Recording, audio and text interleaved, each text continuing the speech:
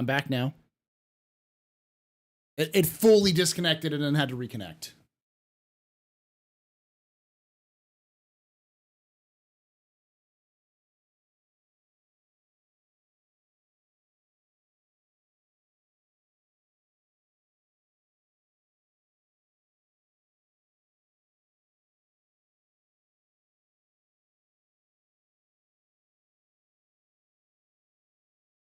Guess this is going to be split on YouTube.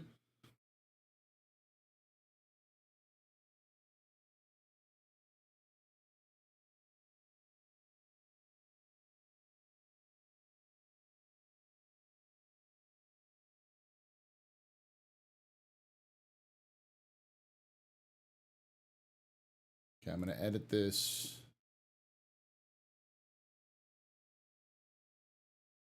All right, hold up, chat. I'm going to have to fix something on YouTube because it decided that it's going to lose its fucking mind. This is why I don't like doing YouTube and Twitch, because YouTube doesn't have the same recovery time as Twitch.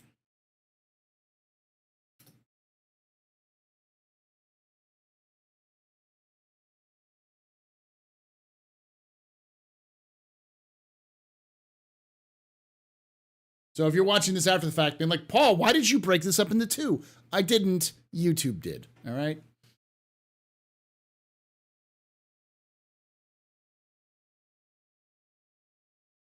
That's stressful as fuck. Hold on, y'all. I'll be right back in terms of setting this up. Because it literally isn't anything but Twitch. It's just Twitch. It's just the ingest servers from Twitch is a problem. Well, it's not Twitch. It's I'm using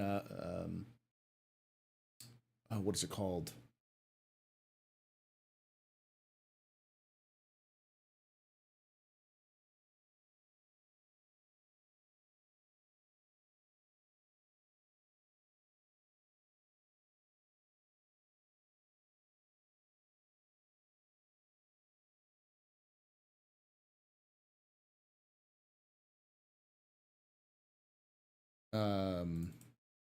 Restream. So.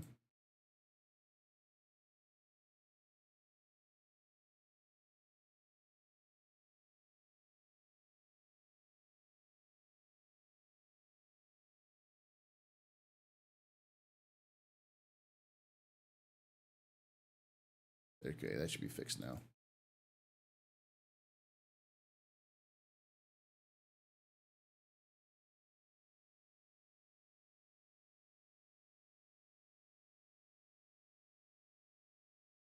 Double check to make sure it's working. It updated. It's good. Double check to make sure that all of that's all good. Okay. Studio. Content. Live control room. There we go. All right. Now we're back to do this.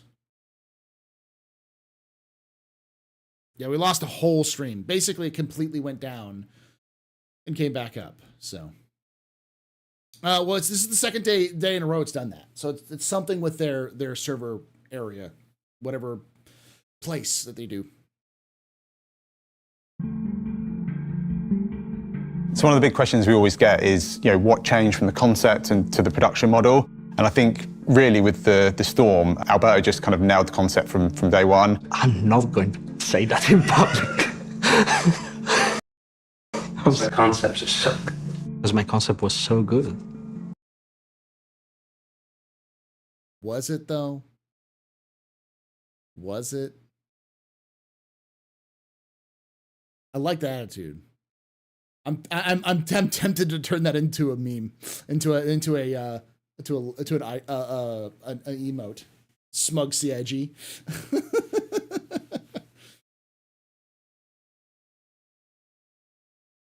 He doesn't. But Jared gives zero shits. So, like, I'm going to pause this because I do want to kind of talk a little bit about this. The reality is that we still need an IFV. We still need something along those lines that can fit inside of a Connie. We need some sort of rapid deployable support infantry support vehicle that has that ability, that holds a couple of people inside of it, or an APC of some kind. We need something like that, something that's small enough, that's portable enough, that can do that. And tracked. It's just...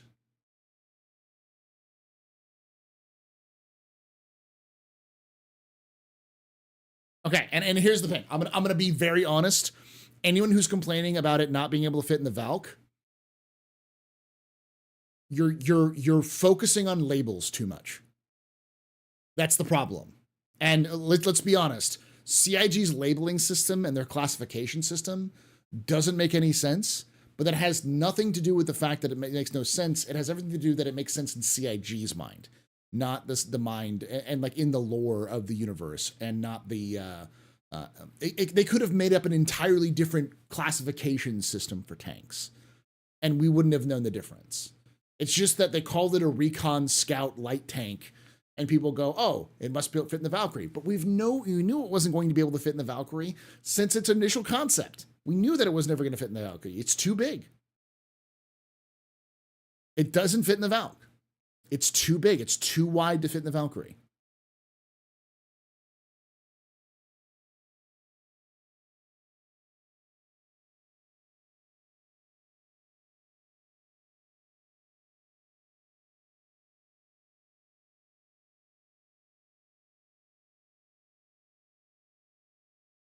Hey, Luna Maria.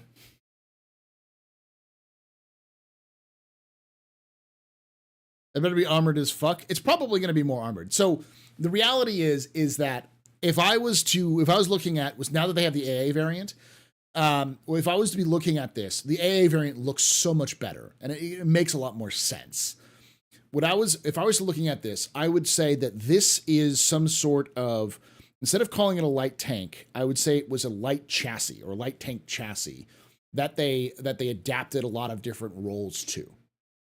So the Storm AA, if they had a couple of different variants out there that they might come up with, I could see a recovery tank variant where that telescoping arm turns into a tractor beam, and it kind of goes backwards. And you can like tow tanks with it, or like a reconnaissance where that thing turns into like that telescoping turns into like a radar dish or some sort of like large recon aspect. You know, those sorts of aspects I could see. Similar to how, what is it called? There's the APC that the U.S. has, that was in the U.S. had in Vietnam War. It's been used for fucking everything since then. They've turned it, the U.S. and, its export versions have been turning this thing into fucking everything it could be. The M113, yeah. That. It's basically anything you want it to be. It's a Swiss Army knife of an armored vehicle. And that's what this feels like. Like the commander vehicle game in Chrome Hounds. I can see that, yeah. It seems that the AA turret doesn't move and it could be an issue. I don't see that as an issue. You move the ship, you move the vehicle. The vehicle can turn on its face. It doesn't have to move.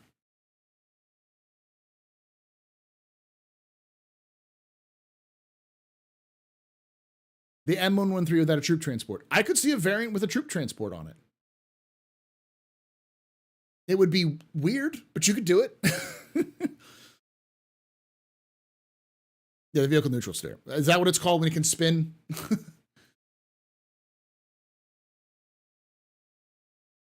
The repeater. So what I see as if I was to be doing this lore, I would say it was designed with one of those other ideas in mind, and then they realized some genius was like, but what if we put a gun on it? And they were like, Billy Bob, you're a genius. And they slapped a damn gun on it, and it worked because the Divine were like, what the fuck is this thing? And before they knew it, they were shot. So they're like, oh, fuck, this works. And I can imagine it has some role in game to play against like as an assault tank. I call it assault tank, but it's really more like a you get up there and you punch people in the face if they don't have a lot of heavy armor kind of stuff. So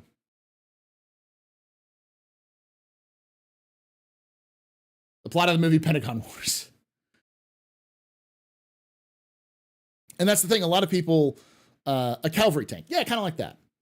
The thing is that you can use, for those who don't know, you can use the ballista as a rocket artillery platform because it can lock onto other targets on the ground.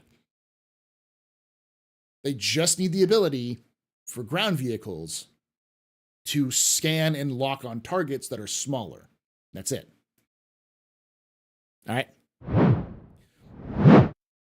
But I do think it's a garbage. It looks cool, but I just don't like it. What? Why? It's so cringe. And yeah.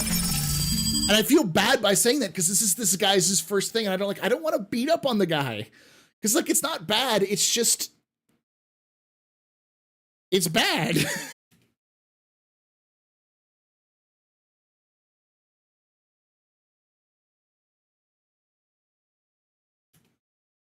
Hello?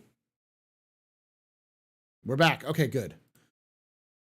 That scared the shit out of me. Hello? Okay.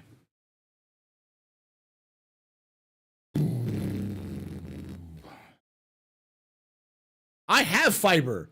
That's the thing. I have fiber. I'm still on the internet. It's just my connection server, which is having weird issues. Just so if we go down permanently again, for anybody on YouTube chat, I'm ending the YouTube like stream, and I'm just not going to bother with it because it's a pain in the butt to kind of do these sort of things. So, anyways, my point being, it's not a bad design. I can see it working in other games or as a set piece kind of vehicle. I just don't think it works in Star Citizen. I don't think it'll work in the game a lot. I think it'll have many problems.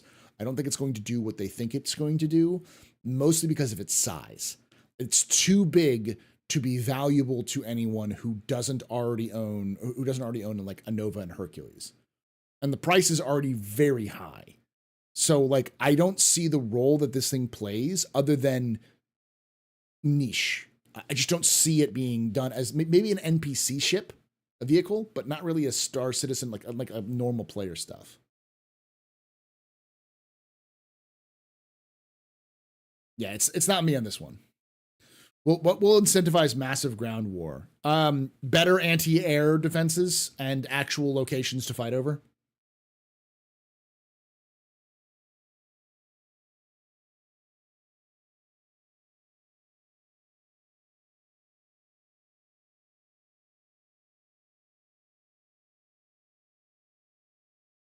You can change it to manually change it to a higher definition. If you put it on auto, it'll automatically be very, very grainy. So, how much to make the storm more slim? I don't think you can slim it down because a lot of this comes down to components. I think they've just designed a bunch of component bays into it, so it's gonna be as big as it is, and the wheelbase and that kind of stuff. So.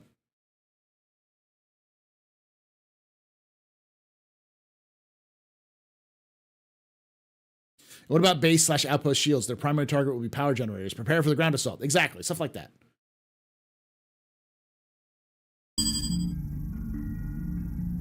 The Storm is a light tank from Tumbril that values speed and agility over raw armor and firepower. Storm is a light scout tank, a single-seater. It's the Nova's smaller sibling. It's fast, it's light, it's still heavily gunned.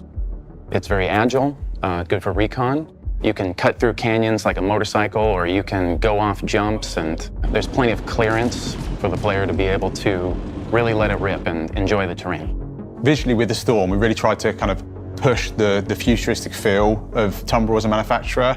I think the overall design feels very much like the Batmobile from the Christopher Nolan universe, and I love that look about it.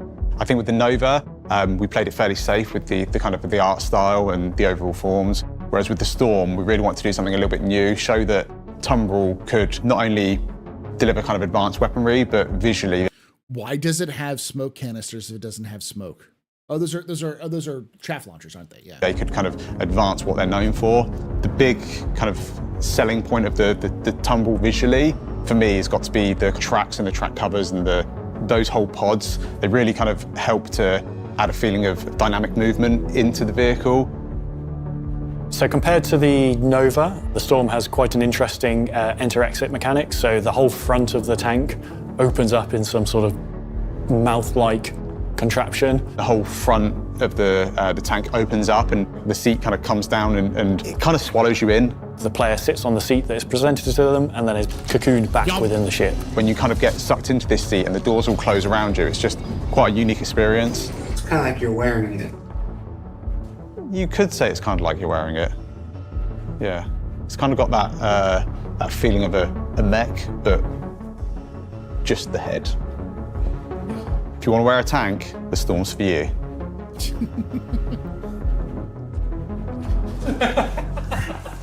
There is no walkable interior compared to the Nova, so it is literally just you cocooned within inside the front of the tank.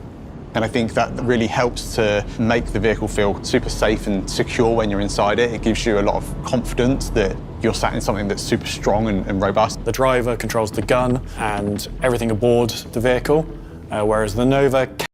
Yes, I know. Any military designer would refuse the front-end design. The front-end design doesn't make a lot of sense. It should be something like a top hatch or a side entrance of some kind, something that gives you some more cover. The front is just like, hey, shoot me as I enter and exit the vehicle. But I think if you couch it for what it could be in terms of its actual role in the battlefield, you could argue that this version of the Storm is an aftermarket idea. This is just something they came up with in wartime as a means of using it. But I can see them slapping a tractor beam on this bad boy and using it for loading and offloading cargo, but also for towing larger vehicles that are damaged. So like a recovery vehicle. So can operate with one crew, but is best operated with 2 or 3 to share the load between all the additional weapons. That's reaching. I mean, it's a terrible design. Like, let's just be fucking honest. The whole thing is designed terribly. It is a terrible design. It is designed for cool over actual functionality. And you will get killed if you use this thing trying to climb out the front. If you don't just get fucking aced by a couple of shots of a railgun instantly. Like, this thing has very little value in gameplay. It's just not a very good offer. But neither is the steel. So for ground operations, they're designed to work in tandem together. The Storms to push ahead of the main ground force, to do some reconnaissance, figure out where the enemy is, figure out their strength, engage them if they are engaged, but then the Novas will take over to do the actual heavy lifting of the damage and engagement. If you're looking for more speed, more maneuverability, the Storm kind of sits in a good spot where it's not quite a Cyclone and it's not quite a Nova, but it kind of sits in that middle part. The gun is really cool. That took Nathan a couple weeks to come across, but as like one of his first projects with us, I think it was super successful. Originally, it was supposed to be shooting bullets. We converted into an energy weapon after the fact. It's just more expensive to fire. I heard a rumor that Idris is in Squadron 42. Is that legit? Idris Elba? No. The ship? Yes. Bullets. I think when it comes to a laser repeater, dollars to donuts, shooting energy is much more cheaper than shooting bullets and twice as effective, so.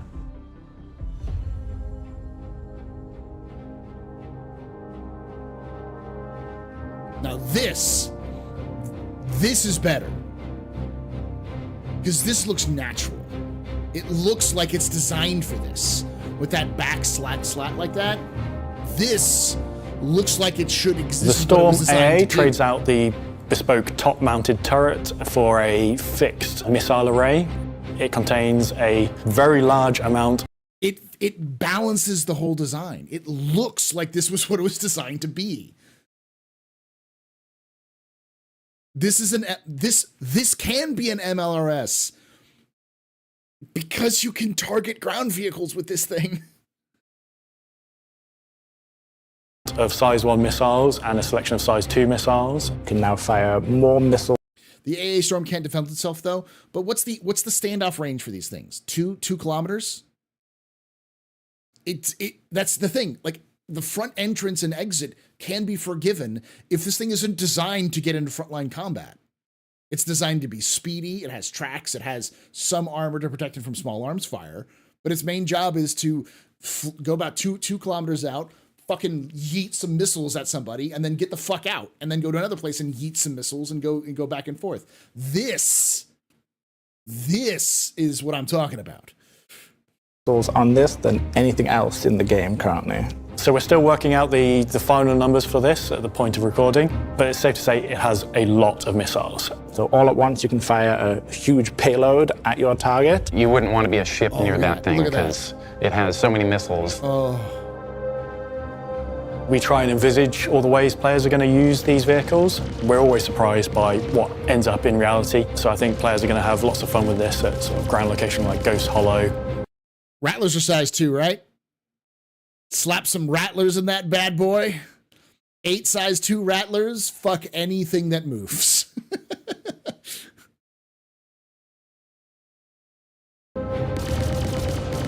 It is a light tank. It is pretty quick for a ground vehicle, but it still feels really strong. Whilst the Storm is essentially as wide as the Nova, limiting it to being able to be carried in some ships, it is much, much less tall than the Nova, so a lot of ships, such as the Carrack, couldn't fit a Nova, can fit a Storm. I expect to see Storms popping up a lot more all over the place.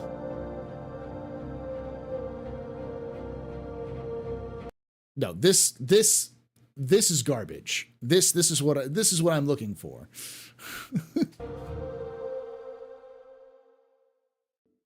So what did we learn this week? Well, we learned that the Tumbril Storm, or as I like to think of it, the tank that you wear, is arriving at IAE this year and bringing with it an all-new anti-air variant. That the Spirit C1 joins the fray, hoping to give all those Cutlass and Freelancer mains out there a pretty stylish glow-up.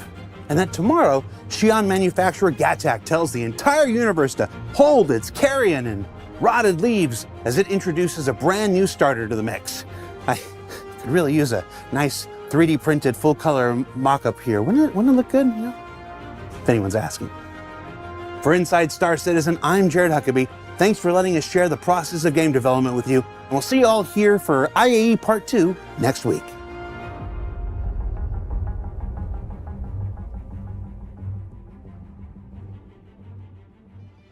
So, what did we learn this week? Well, we learned that Tumbril an all-new anti-air variant.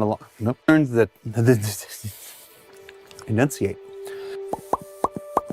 You want to? This is exactly how I record all my Astro Historian videos. I do this shit all the time. A couple times it's slipped in where I accidentally went and did that sort of thing. My favorite is I do that all the time when I fucking like nope. That is mine. And do it again. And we'll see you all here, right here, for right here, here. So what did we learn this week? Pain. We learned Boy, pain. gee howdy, what did we learn this week? Sometimes you got it, and sometimes It's not color you don't. corrected. The tank that you wear. So what did we learn this week? Well, we learned that, now I'm out of breath. Is it? I don't save the bloopers. I delete And we'll them. see you all That here is getting for darker. IAE Part 2 next week.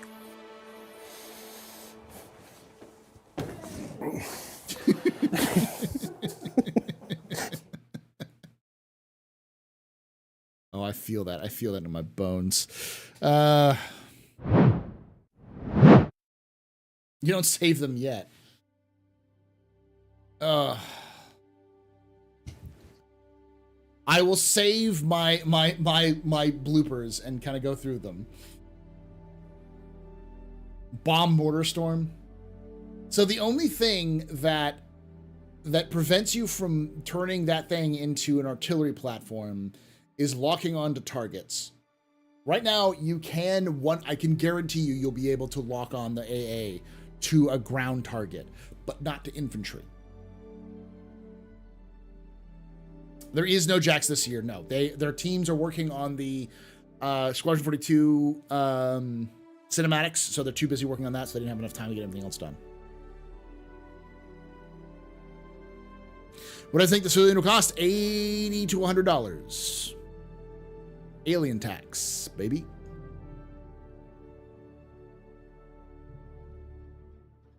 Yeah, no Jax. No Jax.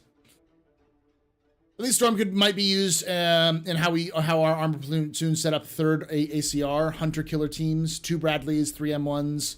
We always moved as a unit with the Bradleys slightly ahead, scouting. Once contact was made, we peeled off, looking for flank while the M1s engaged. I mean, that's what CIG seems to think that they're going to be used for. Meat. The problem is that, like, why would you in game, like in game purposes, why would you choose a vehicle that is faster, less armored, and has less of a gunfire than a vehicle like the Nova tank, which you can technically single person and single crew, and has more armor, can survive more hits, and has the Doomslayer cannon that can kill anything, plus missiles, plus machine guns, or, you know, laser repeaters.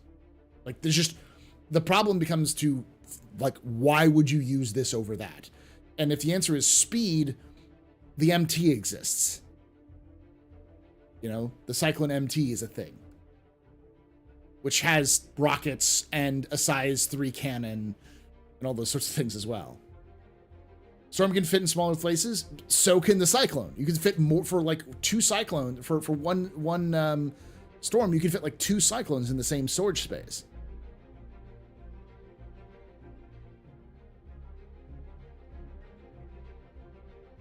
Yeah, but you can have more of them. The Storm was slower in a straight line than the Nova. Oh, so it's slower than the Nova.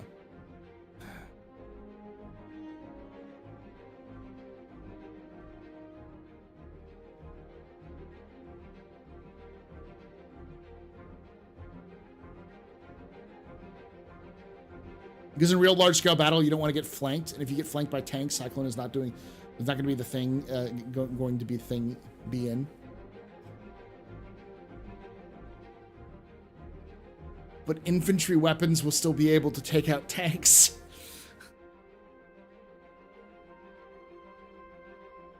What will PvP factions fight over on land? Resources, money, or location? The right location might be worth all of the blood, sweat, and tears. Because if you get a location on a planet that's near a trade lane or like on a direction, like a place or like a planet. Let's just say there's a trade lane that comes through, and you're on a planet that is near that trade lane or near a resource. There's a location near a resource area that's hotspot that you want to go to. You build a base. You can then raid those resource locations or use it as a resupply location. There's lots of things like that. So there's lots of options. The Storm needs to go back to the drawing board. Yeah, the problem is it's too big. If it was small enough to fit in more ships, like, say, the Cuddy or not the Cuddy, but like the Connie or what's another ship that it should be able to fit in?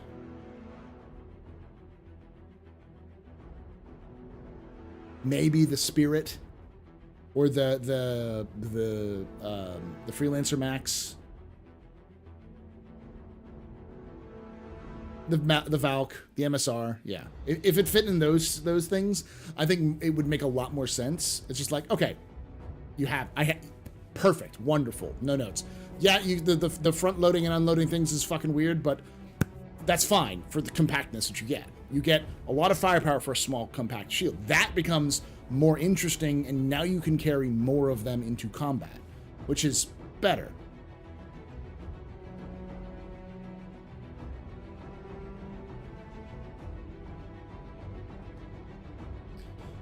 Size 6, I think, is the Storm, but it's a bespoke size 6. Can't remember what it is. Whatever it is, it's bespoke, similar to the Nova gun. Nova gun is bespoke. It's like a size 8 gun or size 7 gun, but it's bespoke, so it just fucks everything up. Bespoke size 3. Okay, so yeah, so it's like a size 6. So it's a size 3 that has, it's a twin-barreled size 3. So yeah. Nova's size 5. Okay, yeah. Nova's size 5, but it's a bespoke, so it fucks up anything. Like, you can use the Nova, I don't think it one-shots, but like one shot, it like 2 shots, like medium ships. Like, there are people who use the Nova to fight the Idris. Like, that, the Slayer cannon is the fucking Slayer cannon, baby. The MT's a size 1? I thought it was a size 2.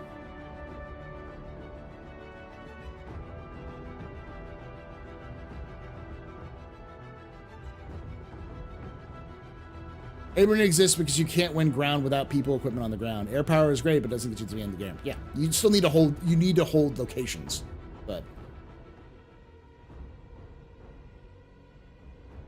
I think you could drive through shields with the Nova because you could actually walk through shields right now. So like shields are definitely traversable. You just can't fire through them. This is where this is where UE Army lore. Yeah, I mean the storm makes a lot of sense if it's part of the UE army because it's like you use them in mass engagements rather than in just like what players could do them for. But the problem is it's players.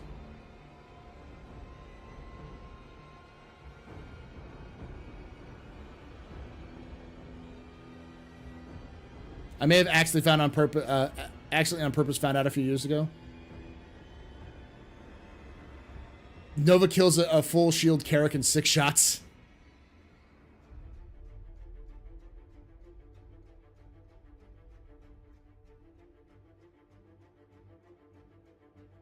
It has some interesting lore already, but it's not fully fleshed out. I imagine they'll do a lore, Whitley's Guide lore piece on it at some point.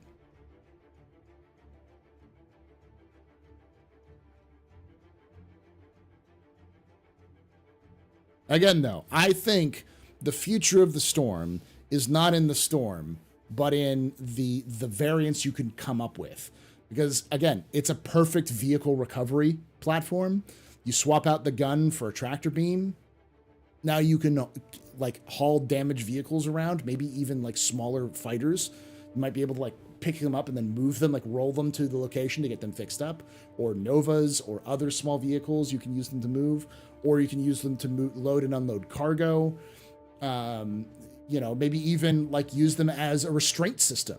You knock a ship out, you turn it off, and you use you drive up a Nova or a storm, recovery variant, and you just latch onto that ship, and you're like, you ain't moving, you mine, you lassoed this bitch, you know. Yeah, you could do that. You could use it as a combat engineer version where it has a tractor beam on for one head, and you could switch it to repair, and you could repair it on the other side. There's no Nova variants, no.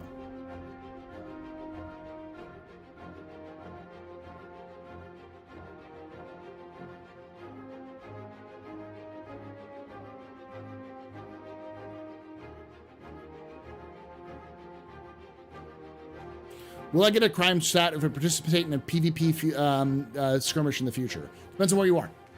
If you are located in, if you're fighting in a duel with PvP, like you both agree to fight each other in the universe, as long as they don't press charges, I think you're fine. But if you're in like Pyro, yeah, you won't. But if not, yeah, if you're just attacking people, yeah, you're definitely getting a crime stat. Like, you just can't attack people in places like Stanton. But in Pyro, yeah, that's what it's designed for.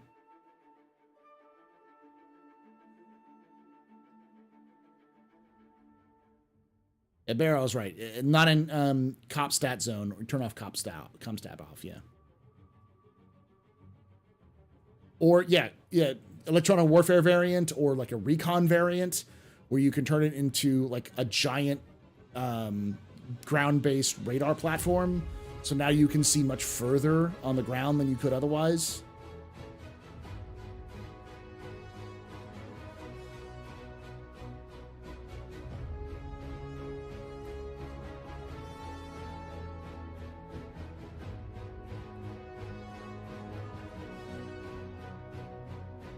Most ARV armor recovery vehicle are non-tank bases, non-small like a Storm. It doesn't really matter what it is or isn't most of, and I think this is the problem that a lot of the Star Citizen community gets choked up on. They get so, their dick gets so hard by looking at military equipment that they forget that it doesn't have to be the same in every universe. This is a game that takes place 900 years in the future and has bird aliens. Your terminology and your logic doesn't have to apply in Star Citizen, as long as it's equally applied throughout Star Citizen. And it does, usually, generally speaking.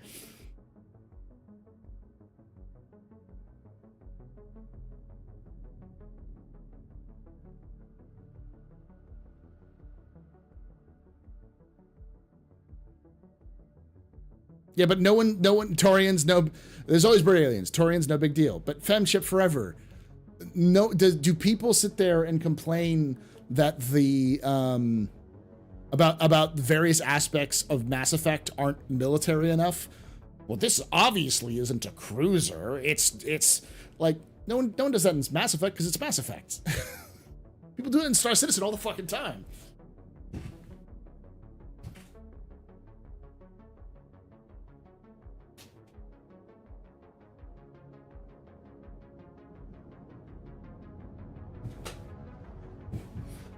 They do?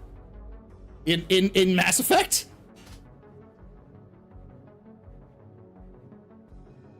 Well, see, the Mako got lambasted because the Mako is garbage in game. It doesn't need to be like that it was good or bad as like an actual military vehicle. It just sucks. No, you can't romance people in Squad 42.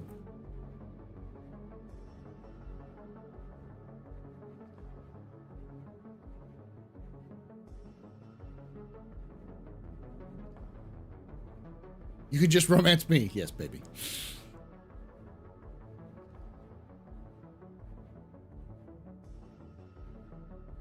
That thing was so badly designed. It was fun for what it was, but it was so badly designed. Didn't they bring it back in Mass Effect 3?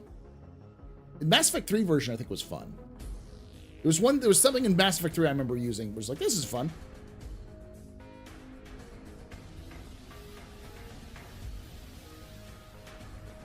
Maybe I'm thinking it was maybe it was Andromeda. I think Andromeda had something like that, which is pretty good.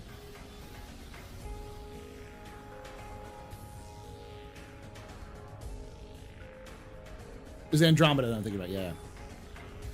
The Hammerhead was was like like VTOL thing, right? It was a tank, wasn't it? A hover tank, yeah, hover tank.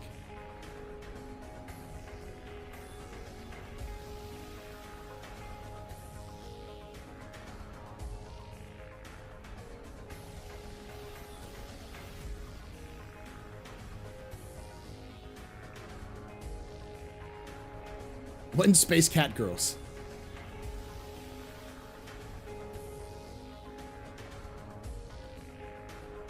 I'll make a joke about the cat girls, the cat girl revolutionary army of against Hurston. Do you think CIG will utilize new AI NPC tech, such as actually talking to the AI and responding with voice comments, as well as learning from other player interactions? No. Boy Named Doll, no. The reason why I don't think they'll do that is because they'd have to build their own bespoke system for it, and they wouldn't use an off-the-shelf option. They'd have to build it from scratch, and that option would probably not be very good in terms of like memory. I don't know how much memory you'd have to use for it. It would be something that I could see CIG doing 5 years from now, but they already have so much on their plate, something like that, which is, it's a fad. It's a niche. It's something that'll get a YouTube thumbnail, and it's a good YouTube video, but it's like one YouTube video. It's not like a game you can make out of it, because the reality is that those sorts of NPC and those sorts of interactions are very flat. After a while, they'll become very samey in their reactions, because that's how AI currently is. Chatbots kind of stuff really are, so. How's 3.21.1 going? I haven't tried it yet. I haven't downloaded it yet. I've been doing my office hours today. I'm trying it tomorrow though because I'm going to be doing the lore tours. So,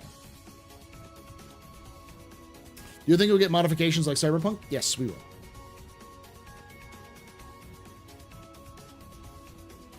Will there be a UEE construction and Bill of Rights, Constitution and Bill of Rights to refer to a court of law? There is UEE law. There is UEE courts. There is a UEE Bill of Rights called what is it called?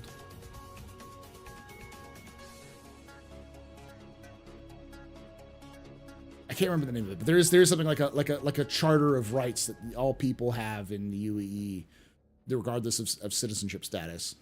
But there probably is a constitution too. I just haven't seen it or read it. But that's all more lore stuff. It will factor into things like criminality and criminal statuses, but I don't think it's going to be that in depth. Did Chris Roberts beat Elden Ring? I don't know. Is there bird law in Star Citizen? I don't know. The way ChatGPT works by calculating word by word what comes next, it's very slow and resource intensive. Yeah, from what I remember, the servers that run those sorts of things are very, very expensive to run. And CIG is they want to stay sleek as possible because all of their stuff already has a lot of overhead. So I don't think it makes a lot of sense in terms of usage for Star Citizen right now. Maybe in Squadron at some point, but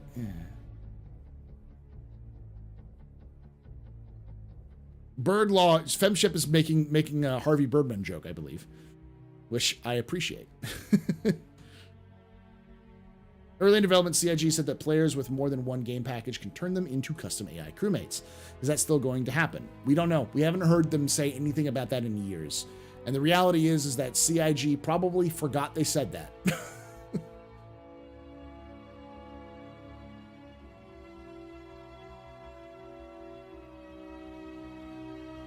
We get rated? I didn't see.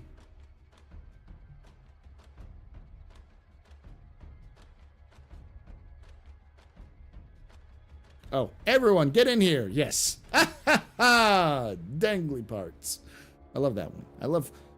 I love that Stephen Colbert played the head lawyer in that one. So good.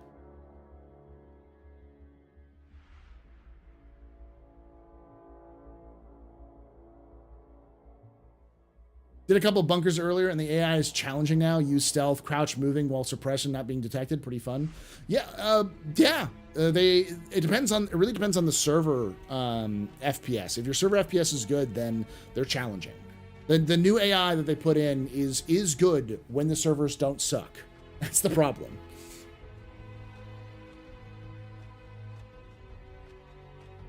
Now I want to see Philkin 7 in the universe. Ha ha ha! Body in the wood chipper. Wait, what? My friends, so I can get the referral bonus, the LTI token, be something other than dust? Yes. Also, all servers are expensive. Yes, but there's also a matter of like resource intensity on the servers. How do you check your server FPS? If you hit tilde, I believe it's tilde, and then you type in r_display info space, I think 2 or 3, it'll pop up on your screen, and in your top right, this over here, you will see a series of information. And one of those is going to say server FPS, and it'll tell you what the server FPS is. Shake hand, kiss baby. Shake hand, kiss baby. Kiss hand, shake baby.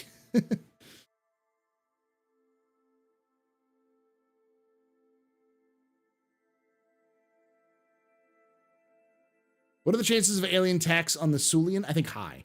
I think it'll be priced at what, it should be priced at about $60 or $70 because it's not that much different from a 300 in terms of its amenities.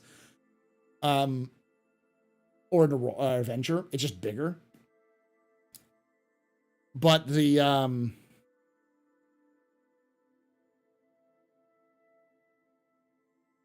I mean, It's wide, baby. It's got a wide load. But I think that as a result, it's because of it's an alien tax, because it's exotic, it's going to go up about $20. So like $70 plus 20, so between 80 and 100, so like $90, I would say, solid. Extra thick. God, I love Aku. You're calling 120? I could see that too. I think because they call it a starter, I think they're going to try to keep it under 100.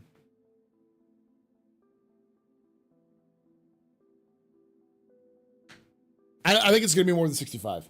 Even though I know they called it a starter, I think it's been more than 65. I would love for it to be $65. That'd be a really good ship for $65, but will I be able to survive on a remote planet if my ship breaks down? Will there be survival crafting minigame? There will be survival. There already is some survival elements in. There won't be really a minigame. I think it'll depend on what resources you have on hand. They have these things called blueprints, which they're going to be working with crafting. So if you have the right blueprints, you'll be able to.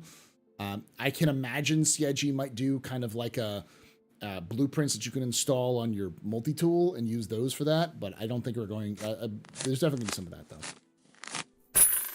Hey, a tip! The_A_Paladin tipped $5. Do you think we will ever see personal shields? Yeah. I mean, like personal on yourself shields? No. I don't think we're going to see personal shields. I think we'll see deployable shields.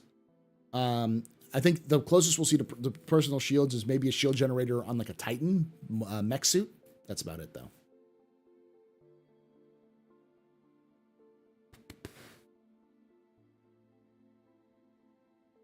Do you think we can see a Sulian bounty hunter variant like the Avenger Stalker with stasis pause? Yeah, I could see them do a couple different variants. It really depends on how they use that bottom side.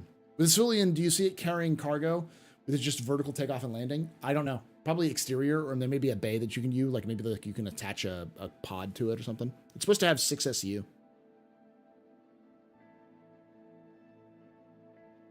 Survival kits on ships, maybe? Yeah, I could see survival kits. You have to purchase it or something like that. Dune has personal shields. Yeah, but that was an excuse so they could do more melee. Because Dune is all about the melee.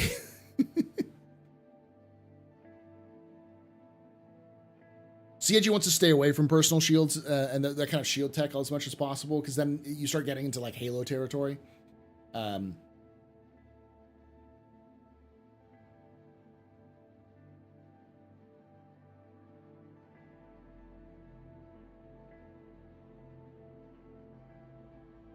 But there is, to answer the question, there is definitely survival gameplay planned.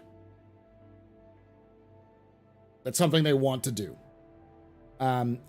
We'll probably see or hear more about it when they do the next player status system, version 2, or version 3, whatever they're on. There's another version they're working on, which I've heard peeps from multiple CIG developers about, but I haven't seen shit on the on like outside of that discussion. But it's been talked about. So it's something they're keeping under their hats for now.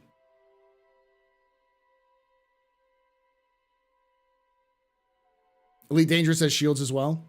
This isn't Elite Dangerous.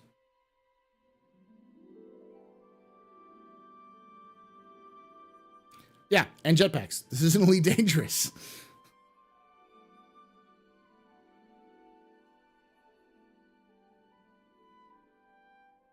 I think the closest we're going to get to a jump pack is we might see something like a survival jump pack, something like a designed to save you when you eject from a ship in atmosphere. I've been calling it the suicide burn pack, because the idea is you get close to the ground, it'll automatically fire some retro rockets at the last minute to arrest your fall, so you land safely.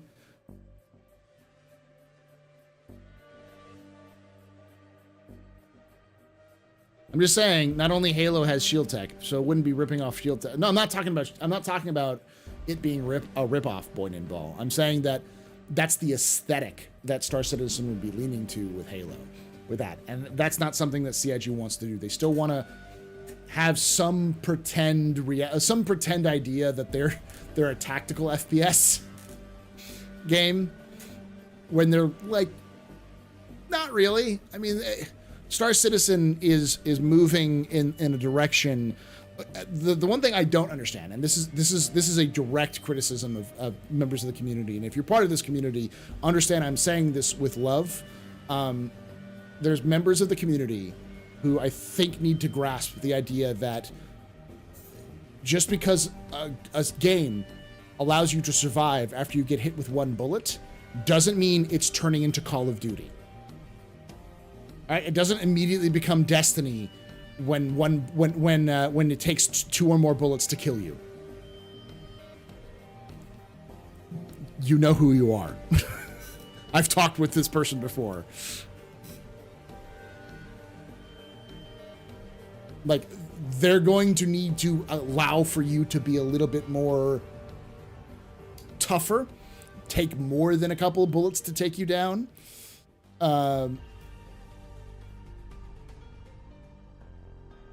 Yeah, it's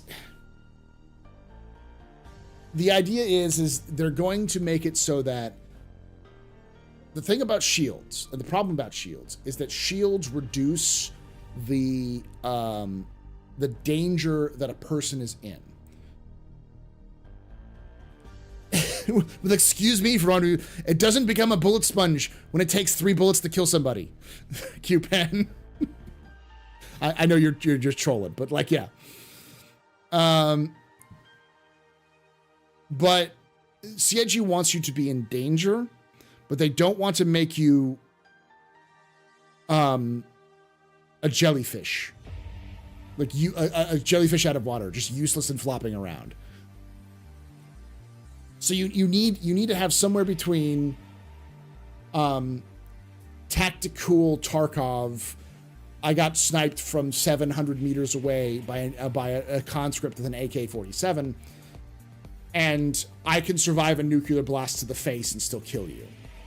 There's somewhere in between that, and CIG wants to lean it more towards that first part about you fearing bullets than the I am become death.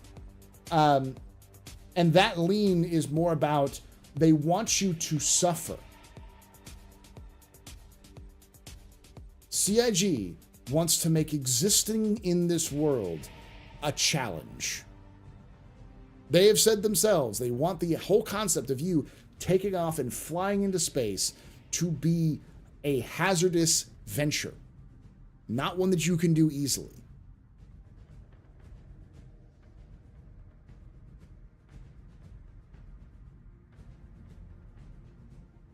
They want you to need medical attention. They want you to need to eat food, drink water.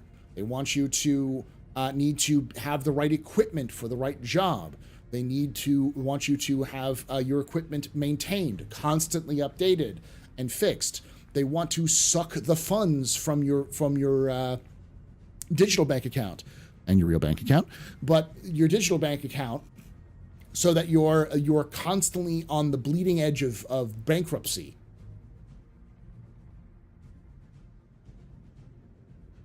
And they want, if you fuck up, they want you to suffer for it. They also want to throw random shit at you to make it even worse. That's what the radiation, like the coronal mass ejections, the CMEs in Pyro, are all about. They're designed. They're like. So you can imagine 2 people engaging in a knife fight. Right? They've got knives, and they're like kind of, they're circling around each other, they're trying to get the right place, and then someone just throws a flashbang in the middle of it. Or just throws a grenade in the middle of the thing.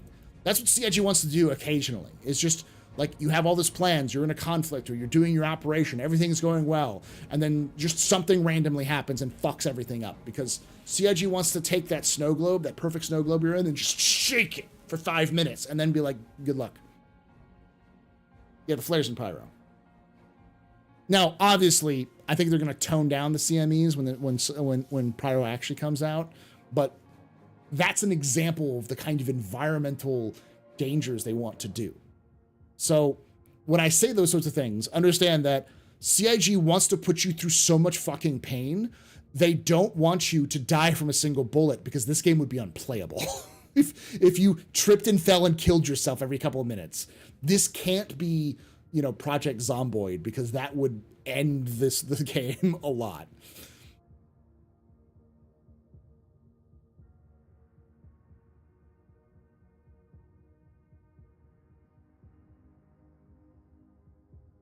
We do that now, yeah, and the game's unfun when it happens.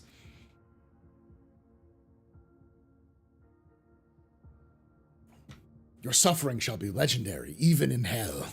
Yeah.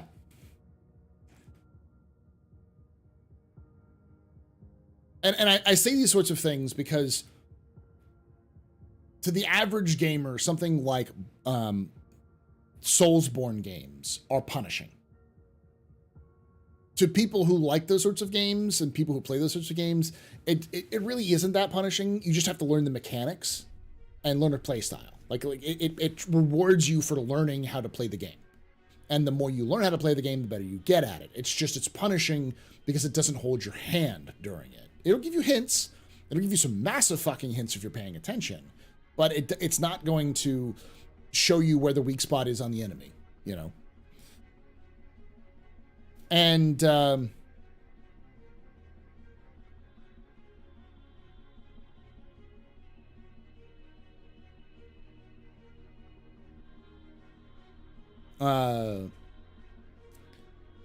and the thing is that's what inspired Chris Roberts to make Star Citizen. He wanted to make Freelancer 2, but he was inspired by the difficulty spikes of the original Demon Souls.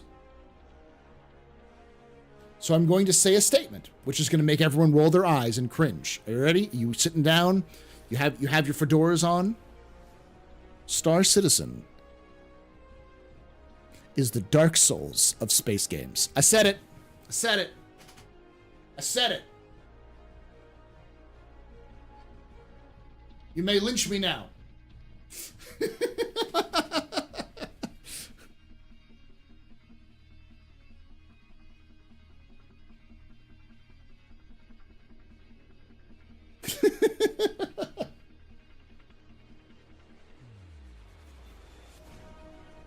Why do you like this? Because I'm fucked up. You won't say that now.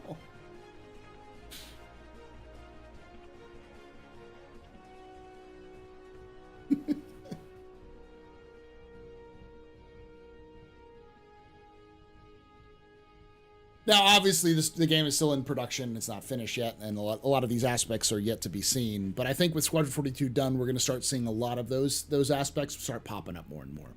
So, I hate the Redeemer. I hate it so much. For those of you who are a little confused as being like, why is that such a controversial thing? Because if you watch any sort of gaming review, people always say it's such and such as the Dark Souls of insert genre here. And it's always wrong. It's always just, you've never played a like a Metroidvania game before. Shut the fuck up. Like, you know, it's like, no, this is just another game. It's like saying Tarkov is the Dark Souls of shooters, and like, Arma still exists, you stupid fuckers.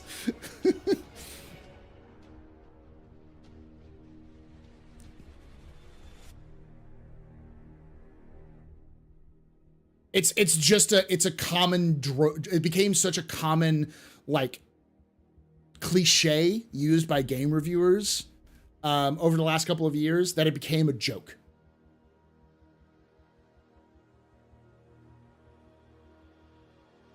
Yeah, Yahtzee is the Dark Souls of game reviewers, yeah. Paul's the Dark Souls of historians, yeah.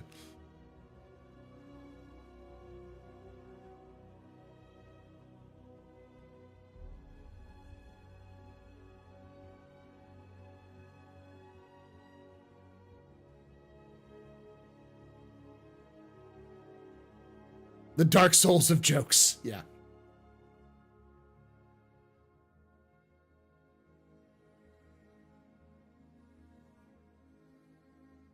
Tropes can be good. Cliche means a trope that's been overused. That's basically the difference between. Armored Core 6 is the Dark Souls of mech games. Yeah, but that's literally the Dark Souls of mech games. It's made by the same fucking company. It's a little different though, because our Armored Core has always been a little different from their other games, but.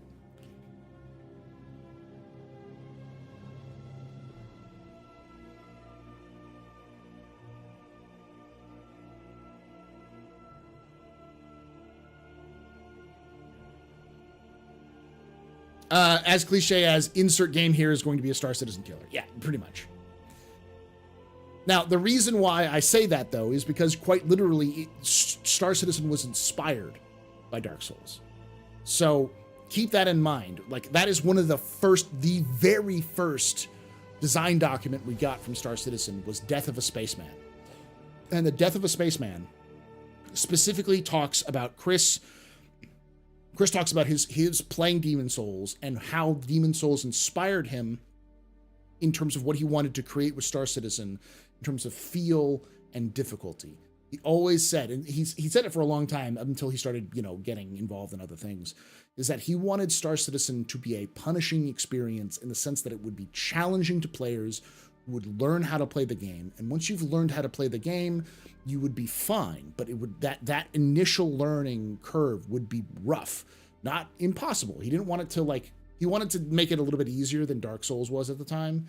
He wanted to make that process simpler and easier to learn, but he still wanted it to be a challenge where if you were a good Star Citizen player at any specific profession, that you would feel proud because other people wouldn't be as good as you. The other people would look at you and be like, fuck, you're a miner in Star Citizen and you made that, goddamn, that kind of thing. He wanted to be Eve. He wanted to be Eve with less rampant capitalism.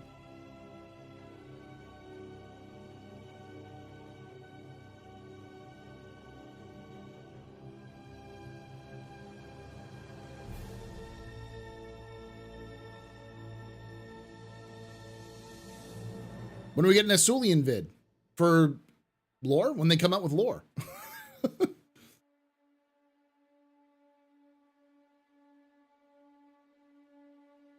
The fuck's a Strand type game? Silky? I've heard that before. I don't know what that is.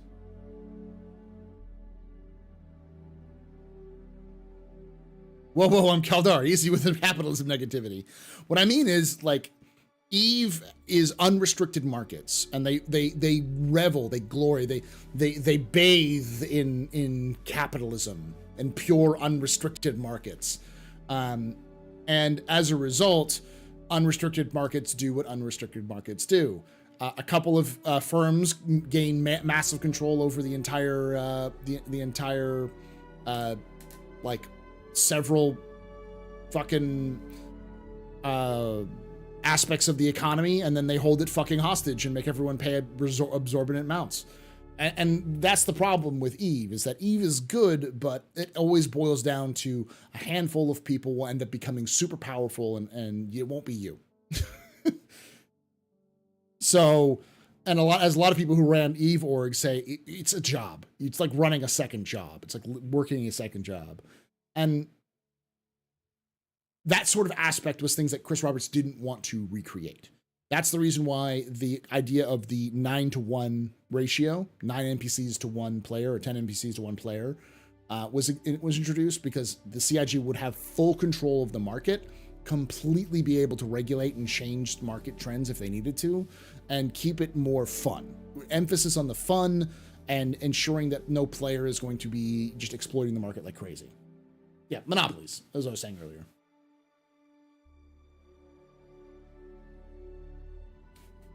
Would you write up lore for CIG Astro 2? For sure, of course. Jill feels pain in the back every time someone says Solian. It's Sulian, right?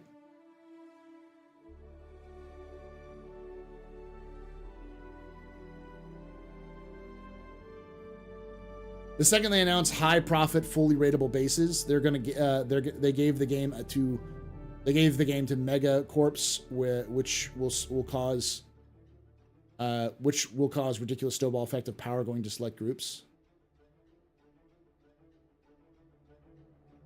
There's not fully raidable bases? Are you talking about the raids? Like, players won't have bases that are fully raidable. Like, only certain bases will. I'm a little confused by your statement there, Steven.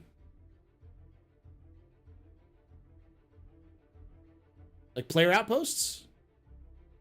Player outposts won't really have the same kind of impact because there's always going to be a market force that CIG can influence. Like, you can mine, you can have the biggest mining operation in the entirety of the Pyro system for Dolomite. But if that market, you have to get that shit to market to sell it, to be able to make the money. In order to do that, you're going to need operations to move it out there or to sell it to players or NPCs around you. So CIG can fuck with the Dolomite market and prevent it so that you aren't getting as much. Each problem with getting new players in is how you level up skills. 20 years now, no new player can get to on par with the power curve without buying skills. Well, also because a lot of the power is funneled into a couple of groups. The difference is that, like, only a handful of places will be nullsec, and even low-sec locations are going to have Concord in the Star Citizen version of Concord, the Advocacy, and the Navy. So, like, and they will cheat. They will hack the fuck out of you. Like, they will show up the second you commit a crime, like, on top of you, because they can. Because that's how CSU will work that.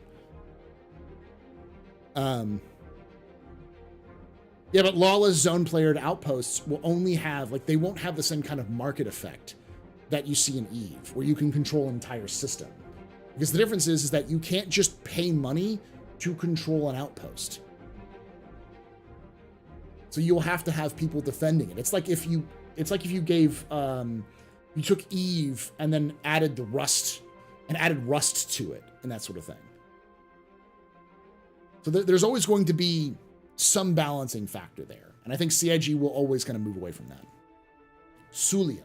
Okay. Swoonlin? Swoonlin? Swoonlin? Solien. Solian. Why is the UAE struggling against the Vanduul? Because the Vanduul are fucking smart. They only fight when they have a numerical advantage. When they don't have and when they also only a fight when they think they can win. The other thing is that the Vanduul are they're not a united group. So if you don't crush an entire Vanduul clan after you fight them, the survivors will go off and tell other clans about this big, bad, powerful group, and then that'll attract bigger clans to come in and fight you because they're a meritocracy. So the more you fight the Vanduul, the more other Vanduul want to prove that they're better than you, and they'll show up to fight you. So, and then there's of course the Horde, which is when a bunch of clans get together under one charismatic leader that creates a Vanduul horde, which will attack you, and that kind of stuff. So it's basically a process where humanity hasn't really been fighting the Vanduul the way they should be fighting the Vanduul to win. They've been fighting them like you would fight a normal battle, not a genocidal conflict.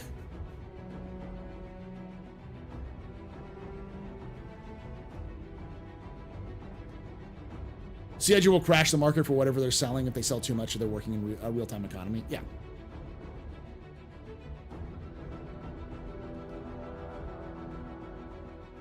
I'm waiting for more CIG FanFest like EVE. I mean, you mean CitizenCon? Yeah, CitizenCon going forward is gonna be great. It was great this year. What a lot of fame I would get if I could manage to beat this fierce opponent. Wow, yeah, they're like smart orcs. So if those of you 40k, they're like Krorks. If you're 40k fans. So yeah, that's why the UAE is getting his fucking ass kicked.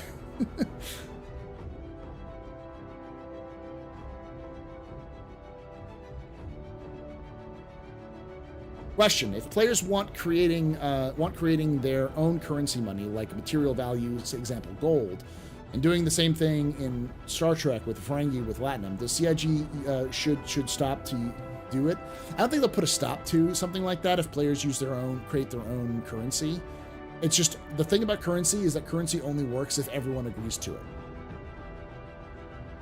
Like, money is worthless, y'all.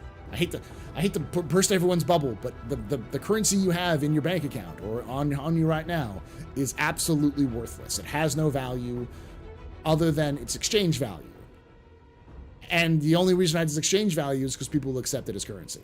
So if a player was to create, or a player group was to create their own currency, other player groups would have to accept that currency for exchange value for what it's worth. And that's tough because there's no regulatory industry to regulate the value of those items. So it becomes difficult to actually use as player currency.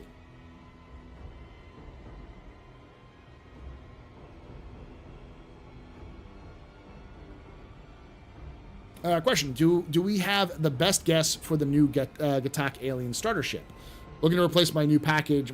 Will they still offer LTI game packages with Warbond? Almost certainly. I have a Squad 40 standalone, so I'm good there. Yeah, my best guess for price would be between $80 and $100. So it's going to be higher, but... And the AstroPub explains the fall of cryptocurrency.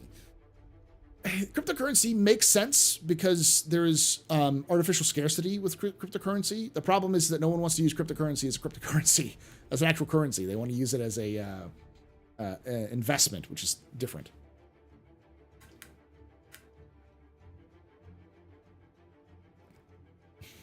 Bullying has value, but you can't exchange bullying for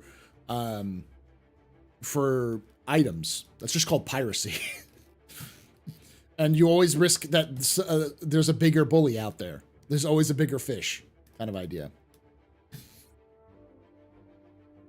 Do you think we'll see bartering in Star Citizen? 100,000 billion% you'll see bartering, yes.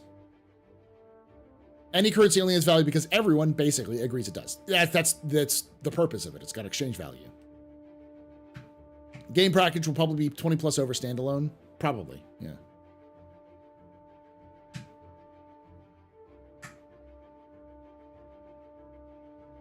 Also, Quantum will eventually make currency make all currency current crypto go to zero. I don't know what that means. After seeing the new Gotex shit, do you think the Cartoon Wall needs a visual update? No, it's fine. It's a scout ship. It's fine what it is.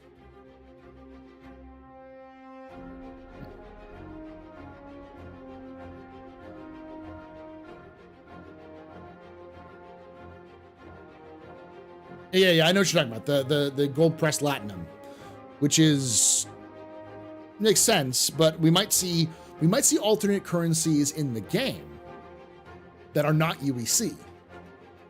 That's different, not player made.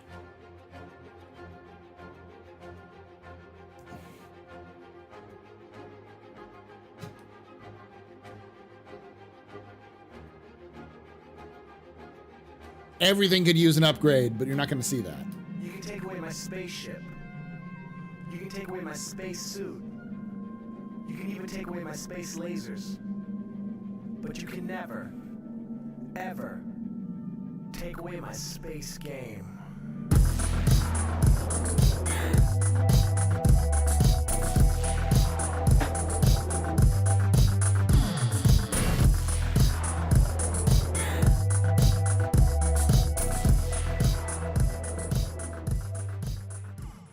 Walker 300 just resubscribed for 12 months. Looking forward to your IAE tours. Thank you so much, M. Walker. I'll be doing those on the Astro Historian channel because that makes more sense. I'll also be out here on Twitch. So. You can even take away my space lasers. No pew-pews. But you can never, ever take away my space game.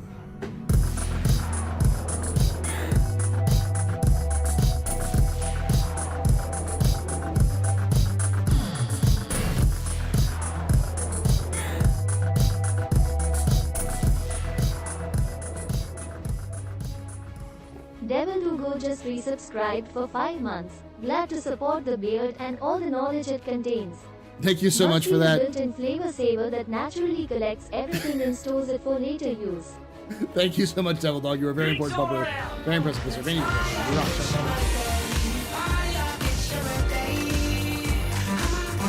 It's the third helmet.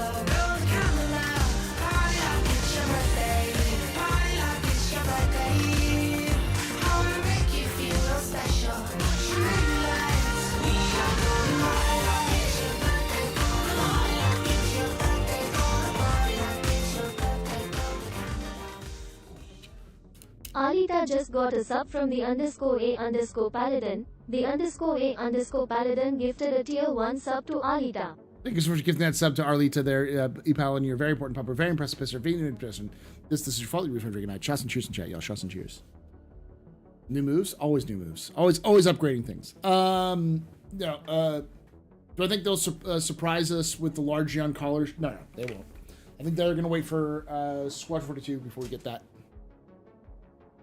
Someone asked earlier, I saw that earlier. NH asked again, Star Citizen's timescale is identical to ours. Won't that make lore progression extremely sluggish? Kind of.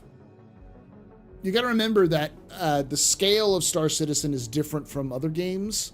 So you're not going to see only one action happening at one time. CIG is trying to develop these dynamic events so that they can occur at any location, because they're making their missions plug and play. So they can just take modules out and slap them together and attach them to the right locations. Them biddies. Makes it faster. Thank you for them biddies there, Drycon.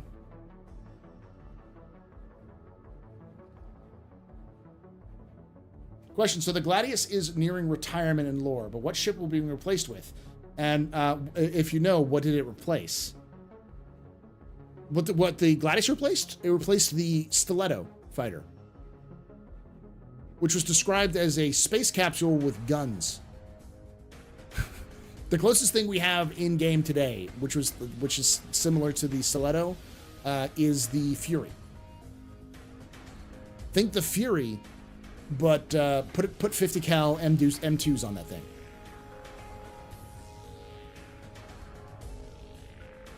If you took the Dragon capsule or like the modern Soyuz capsule and slapped some 50 cals on that bad boy, that would be the because I think it used chemical propulsion. Like it used rocket engine for it.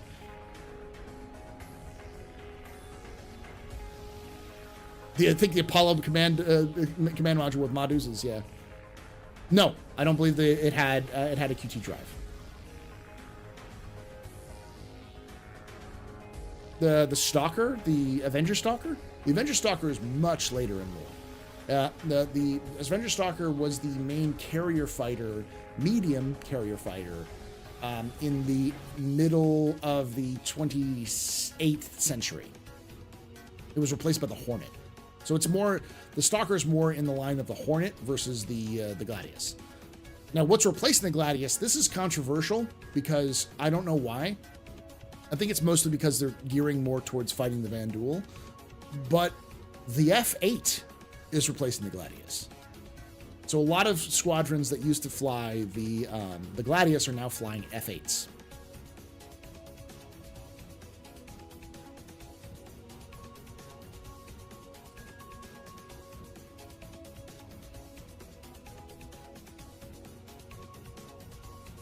I'm not mocking Modus's meat. What I'm saying is, like the Modus, much like if there's one thing that's going to survive 900 years in the future, it's the fucking Browning M2. In fact, I want CIG to put the Browning M2 in just because it would be fucking hilarious. Because then it would be like, it's unrealistic that the Browning M2 machine gun would be survive 900 years in the future. Bitch, it's already survived 100, all right? And it ain't going away anytime soon.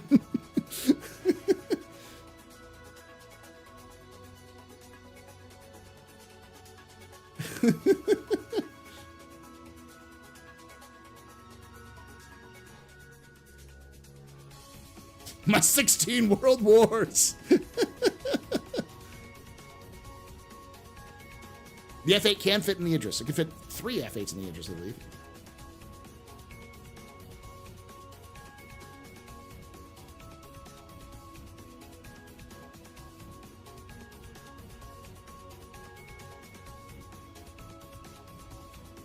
Browning was genius. Yeah.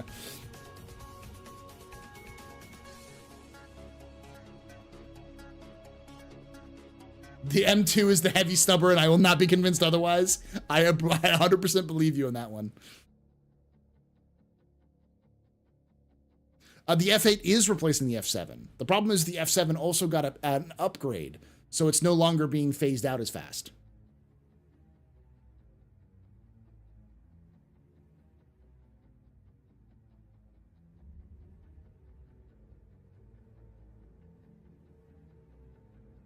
Doesn't the Star Citizen have an AK? So there's no official designation of the AK surviving.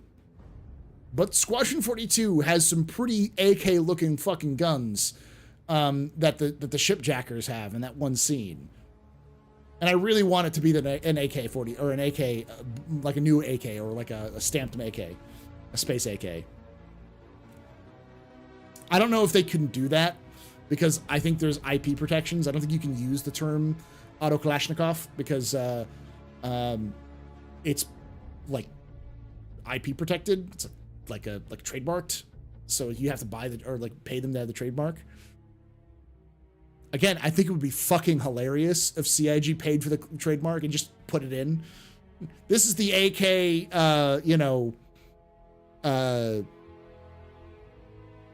AK-8 for when it was the Auto Kalashnikov 2908.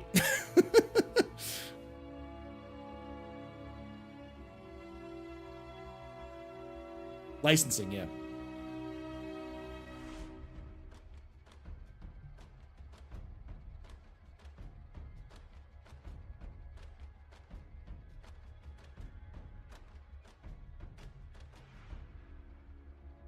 I think I know a lot of people are like, what are the Russians going to invade? I think because I think AK is not just a brand in Russia. I think the Kalashnikov is a wet brand in the West as well, because they also have factories, I want to say, in the US. I think they have factories outside of Russia. So it's like a company that exists outside of just Russia. It's an international company. I may be wrong on that, though. I don't know enough about Kalashnikov. Yeah, feel free to ask any questions you want to, Ratcatcher. I can't always answer all the questions, and sometimes I won't answer the questions if they're bad. Yeah, there's an American AK, yeah. Astro, do you ever go to any bar citizens in Texas? I didn't see the recent one in Dallas until the day of it. I'm in Austin, so I do go to a lot of the Austin ones. I might go to some of the other ones in Dallas or San Antonio for some of the other one stuff, but we'll see. Brandon Herrera builds AK here's. Okay, so I knew that they do produce AKs.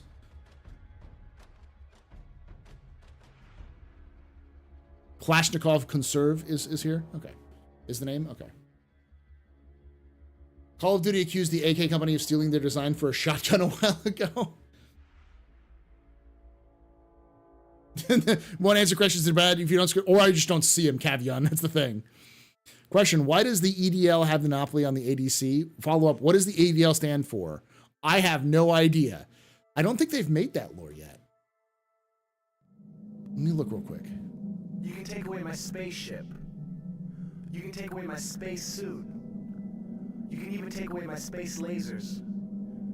But you can never. There's no lore for it. Take away my space game.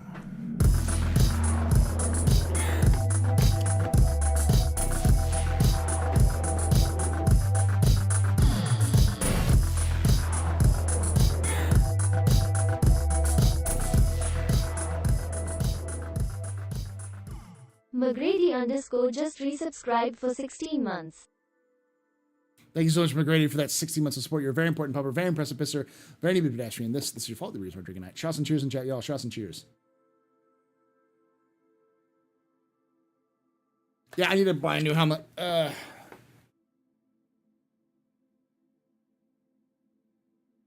know AK guy, and PSA makes AKs. Okay. Question, could we expect an alien salvage ship one day? At some point when that happens.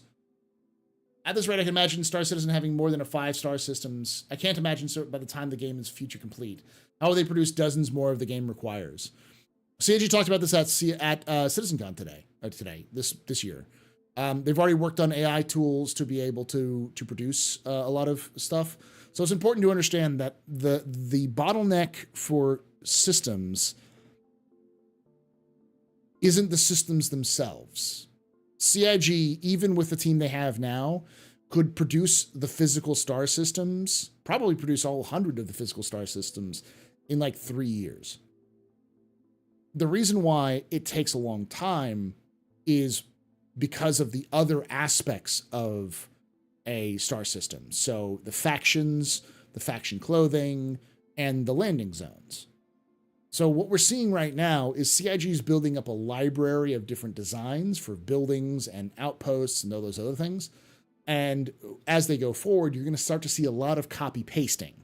So like you see the ruined colonialism outpost in Stanton right now. There are also going to be some of those exact same versions will exist in Pyro. And some of the exact same versions of the places in Pyro will be in Stanton. The real thing that's been holding up development of systems is server meshing. So once server meshing is in, I would expect to see probably a trickle at first, and then eventually a steady stream of systems, depending on the systems that are in place. I also need to emphasize, Stanton is an anomaly. You can think of Stanton in the lore of Star Citizen and in the game of Star Citizen is effectively it's the third largest system in the verse. And I don't mean large in terms of size, I mean in terms of importance. Every single planet has a single landing zone. There is no other system that has something even close to that. Sol is probably the closest thing to it, because Earth has 3 landing zones, and then there's Mars, which has the Port Renatus. So like, there's 4 landing zones in 2 planets in Sol. Could we have an AKA rifle? An assault Kastak arms rifle? I would love that. I mean, Kastak is already basically Kalashnikov. Yeah, we watched the ISC. So electronic device assist. It might be the name of somebody. I think they just called it EDL because it was funny. They'll probably come up with a lore for it though. It's definitely an electronic service. My guess is that it's partially an AI system, and I know AI is banned, but expert systems aren't. So it's probably an expert system. I'll get to your thing where you're in a rat catcher in a moment. So that's a long way of saying, I think you're right that we're going to see when Star Citizen becomes feature complete, we'll probably only have 5 systems. But the game won't probably launch with 5 systems. We'll probably enter beta with 5 systems. And then I also think we'll see a lot of systems that are coming out which have 1 landing zone or not very many planets or all empty planets or just planets with a couple of different, biomes and stuff. And I think the speed will increase. It'll still take time because we're still over a year away from having Pyro in the game, or not over a year, probably about a year. Of having Pyro in the game. So it'll still be a while before we even have the next system in game, which was supposed to be in 4 years ago by that time. But that has to do with back-end technology, not building planets. It's basically the concept. You don't want randomly produced flora and fauna that's procedurally generated like No Man's Sky or Starfield. You won't, but you will see a lot of the same flora and fauna because unless it's a naturally planet, like a naturally habitable planet, it's going to have seed animals and plants. And there are just not that many naturally habitable planets in the Star Citizen universe. So most of what you're going to see are basically the same creatures over and over again that were planted as part of the terraformation process.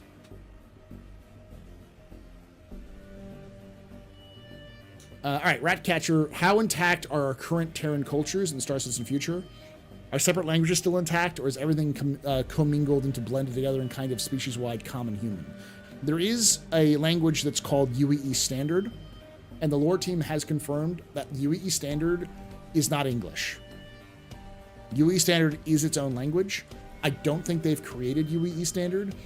I would fucking love for them to come up with UEE Standard. That would be cool as shit. But it's what UEE Standard is the basic. It's the basic language that all people in the UEE speak. If you think about like China, Mandarin is the official government language, and I think Cantonese is often used for like business deals. Something similar to that, but like there's like dozens, hundreds of languages in China. What is the international language of business is almost certainly English. So a lot of people outside of the U.S. speak English and also their own languages. So, so there is common. There is UEE common. But the reality is that languages are probably so diverse, is that there's probably more languages than we have today in the Star Citizen universe, because the cultures have commingled in a way that Mars is a distinct entity from Earth. And that was the case 200 years after the start of the Star Citizen timeline. So all of these different planets, which were often very removed in humanity, because like we discovered a lot of systems early on in our expansion, but we didn't have the infrastructure built to support them. So there are people who've been living in like very remote areas of the universe, possibly dozens of years away from like the local, from people, traders coming by and stuff like that,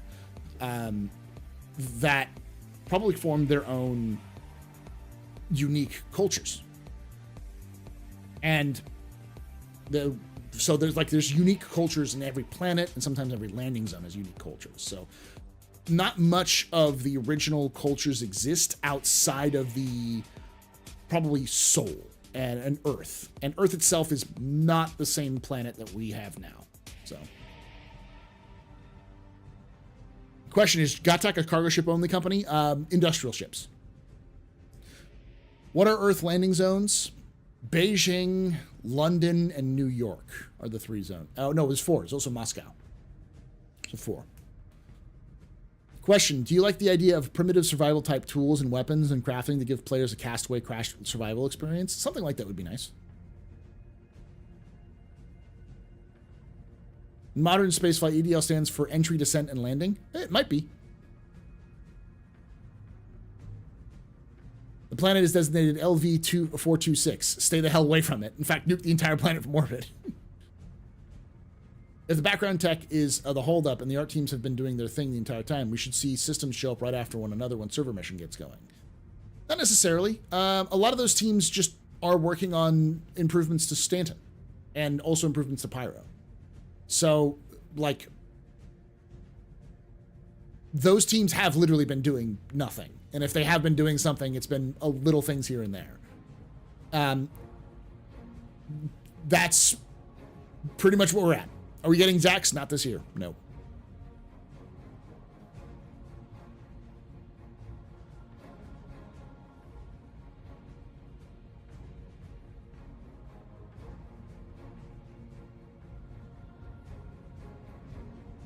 I don't understand why server meshing is the bottleneck at this point for adding star systems. Isn't the lack of server meshing the bottleneck for player count? It's both.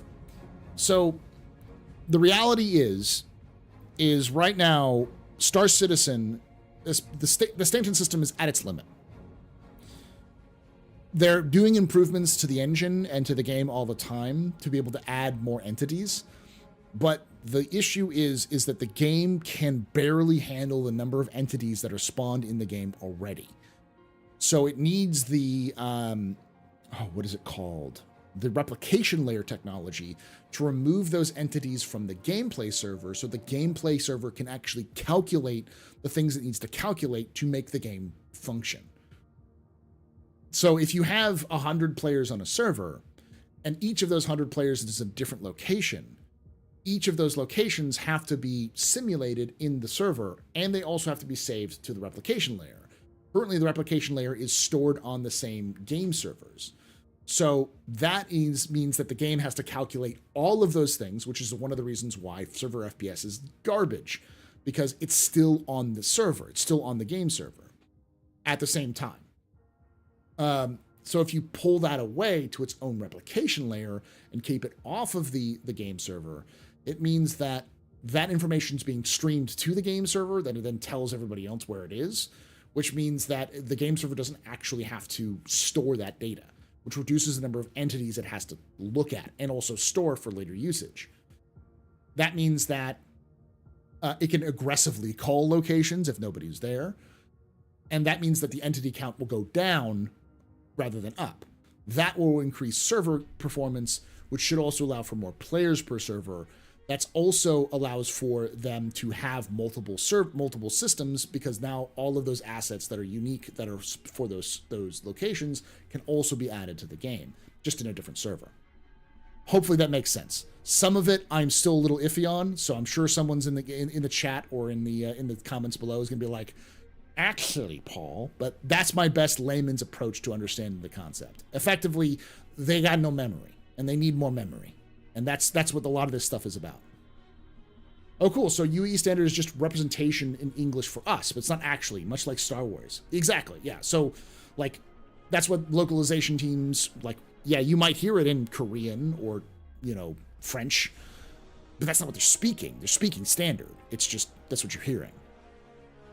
They require more resources, yeah.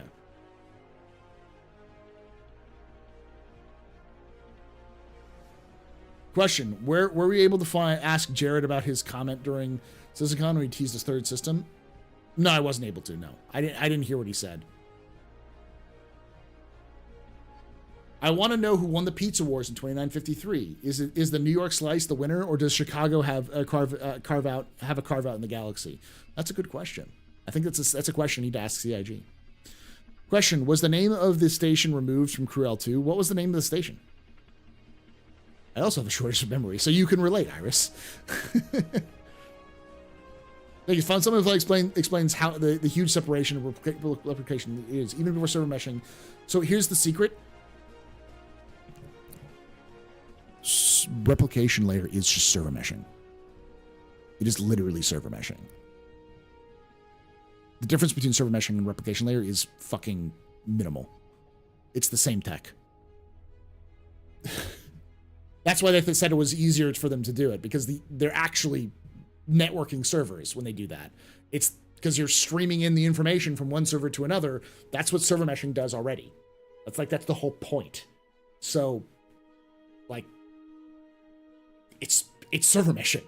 It's just not scaled and protects that kind of stuff. So,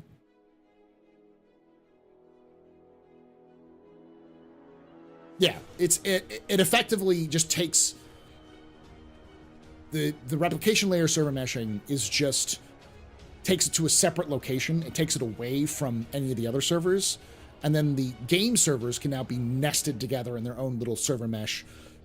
So that's just the game servers doing that.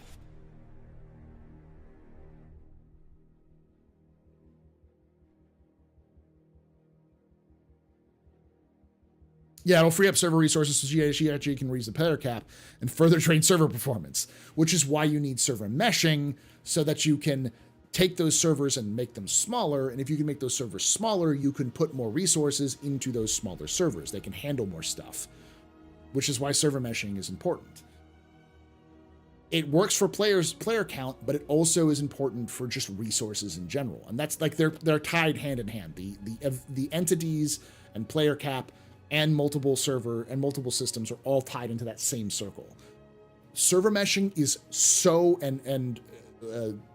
like PES, replication layer, and server meshing are literally this game. Like, that is the foundation that Star Citizen is built on. Without those three things you can't do a lot of stuff you want to do in Star Citizen.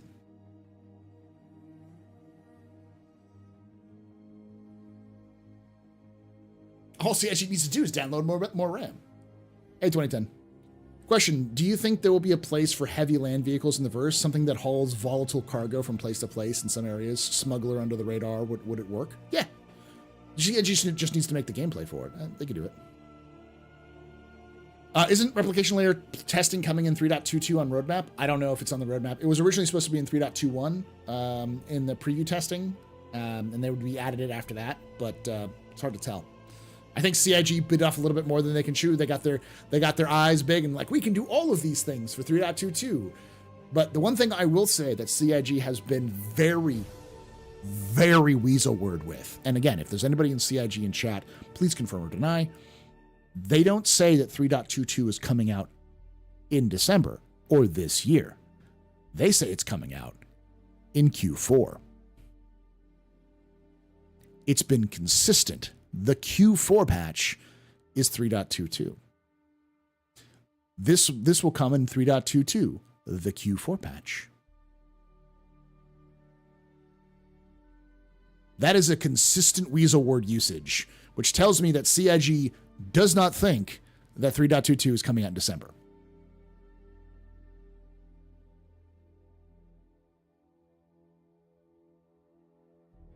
I would love to get a confirmation of what CIG considers Q4, but they won't fucking tell us.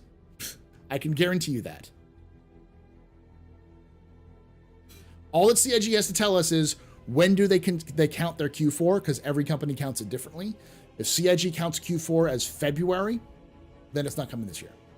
If they count it as December, they plan on coming this year. But they're going to keep it nebulous and unknown until they have to make that decision.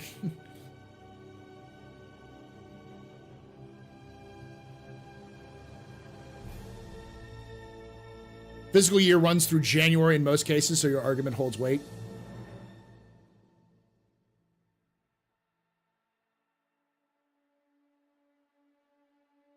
Also, another thing to increase server FPS will be moving things to GPU off the CPU database.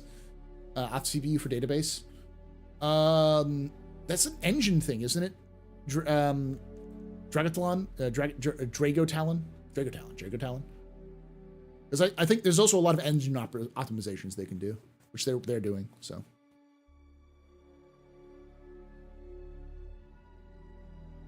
They dropped the 2022 financial report, Macton?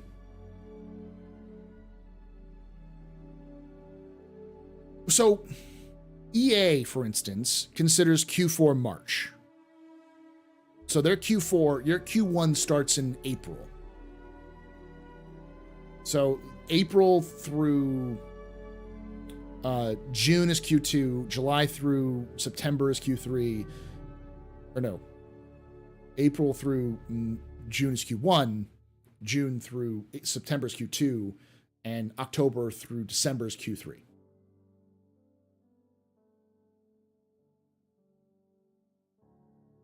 Each company starts their fiscal year in different times, so.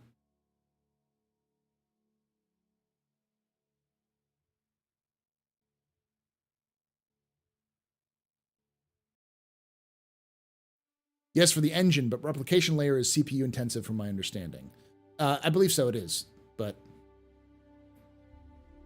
I feel like after all this time, we should have a better idea, even if no one has told us.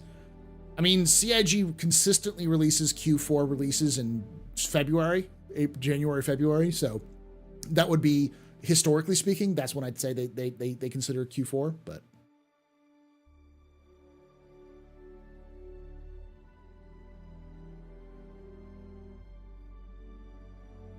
Does the progress tracker say that? What is it? What does the progress tracker say for Qs then, for the months? Because that would give us an idea. CIG may have fucked up.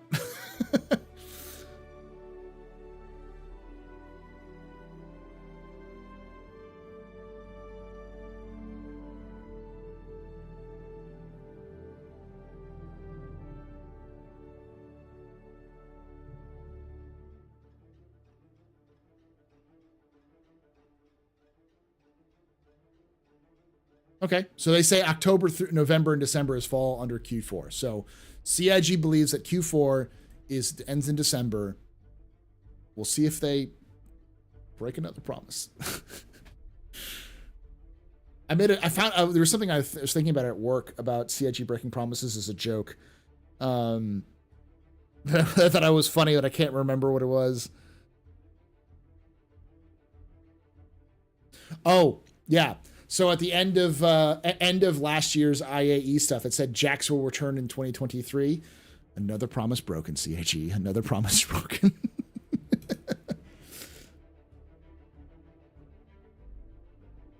Replication layer is very RAM and down intensive, not CPU. There's no processing done with the replication layer past the checks. Source, I designed these sorts of systems for a living. Thank you, Kasumi. They lied.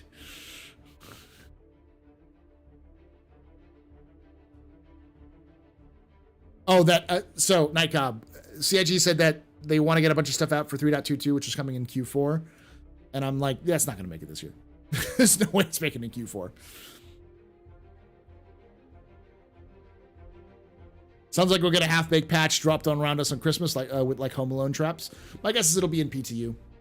and they'll test it over the break, and then they'll come back after the break and release it. The question is, can they get the replication layer in there? And they would have done it already if they thought they had it, but they haven't. We would have seen the replication layer testing in 3.21.1, or in we would have seen we would seen it already, or we'll see it right after IAE or during IAE. That's how we'll know. But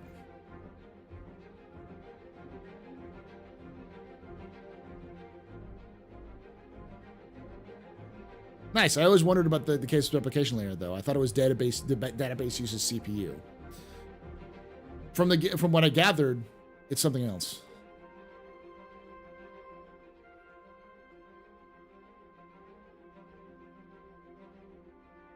Marketing-wise, 2027 is a much cooler number.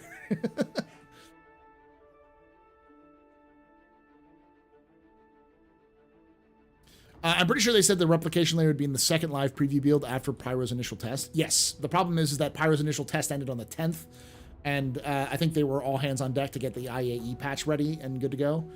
And so they haven't done the replication layer test yet. And if CIG wants to be absolute mad lads, they will drop the preview channel test in the middle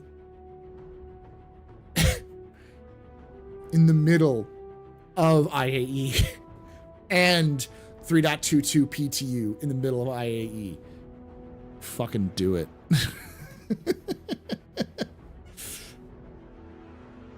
I think they'll do it. Fucking mad lads. I don't know. I think they have the cojones. I think they have the chutzpah.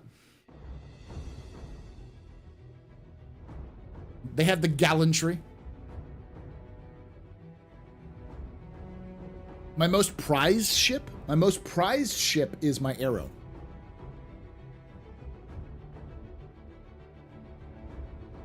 Would it be cool? Would it really? Oh, it'd be fucking amazing, Iris, because it would destroy the entire servers. Everything would be on fire, and I would laugh. Because I'm a chaos gremlin. Like, I said this when Nightcob was on the 24-hour live stream, but I am a believer that Star Citizen is only moving forward when shit's on fire. When CIG is letting players take crowbars and, battle axes and backhoes to server architecture and just going to town, and seeing what breaks. I think that is when I feel the most that Star Citizen is advancing.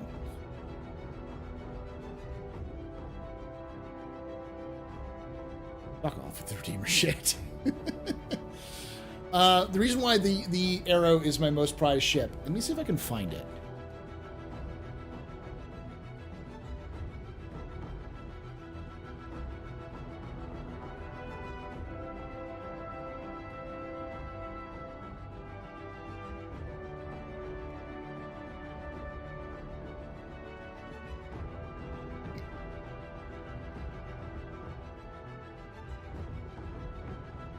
See if Diablo still has it.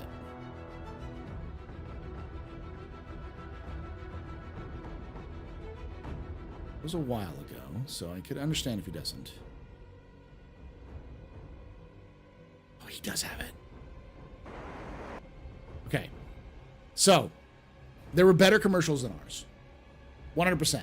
Better, more slickly produced, but they were terrible commercials. So me and Diablos entered a contest for the Arrow commercial. It was an Arrow commercial contest. And this is what we came up with. I had fun. I thought it was interesting. We kind of worked together. I kind of wrote up a script for it. It wasn't like our filming wasn't great. Like we could have done better cinematography. I kind of want to talk to the Damn Shames and Heskaha and those folks and see if we can't remake this like with their style, because I fucking love it. But here, let me show you. Yes, I'm gonna do it. I'm gonna do it because it's great. Shut up, Diablos.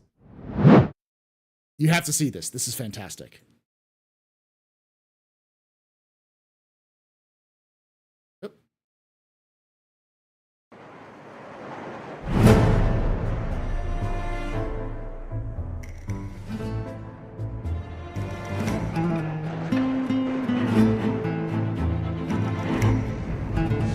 An arrow does not fly.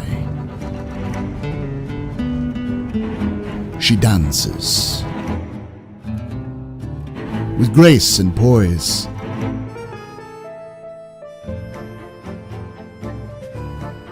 And the atmosphere of her stage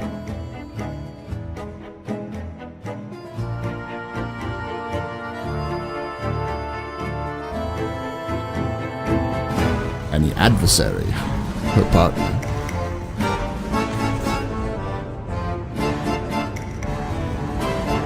Be they small or large, she dances with all of them. She can dance many dances, but always at their own pace. Anvil Aerospace, rise above. So the key was we had to use custom music or stock music from CIG's own library. She can dance if she wants to, yes. Rich Corinthian leather. Was see, that was a commercial. Like, the cinematography was off. We were kind of new to this sort of thing, that kind of thing. But you could tell that was a commercial. Like, that felt like you could do that. That's the Cutlass song, yeah. So we used the Cutlass song for it. And I decided to put on my best accent. My best Antonio Banderas accent. You know. So, I won an arrow for that.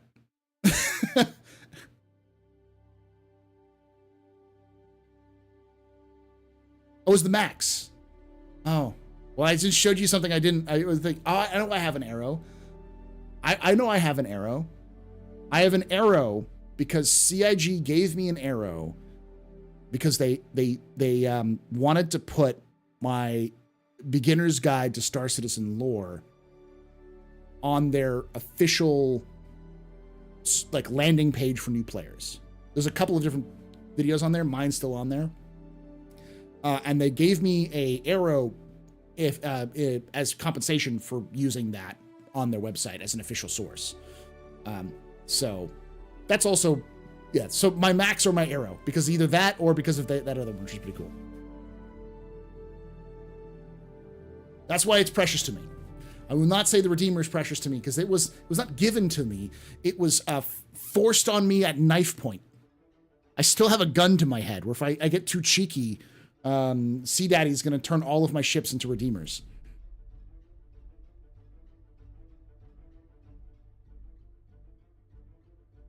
You have a lot of account lock ships, yeah.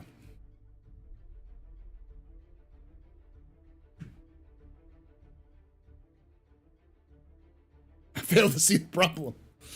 Fuck off. Bullshit, that was a gift given with love. You just love to cause me pain, Sea Daddy. You and Tree are cut from the same cloth.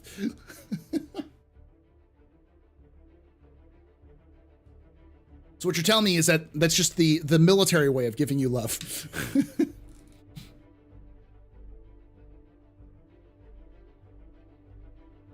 You should low fly it with Smashly? I should. Love is love.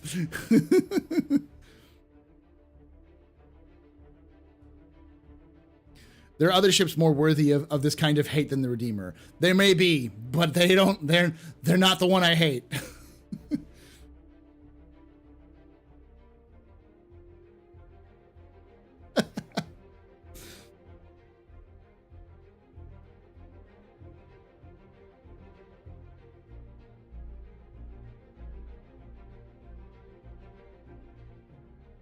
Love is a big molecule. Sometimes you have to apply it with a gunship with no story. My favorite vid is done in the recreation of the Gran Turismo intro I did with the Cyclone. Oh, that's cool. Is it on your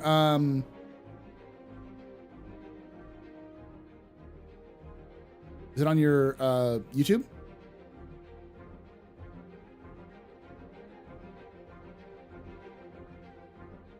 Grand Tumbril. How far back was it? Was it when the Tumbril first came out? When the Cyclone first came out?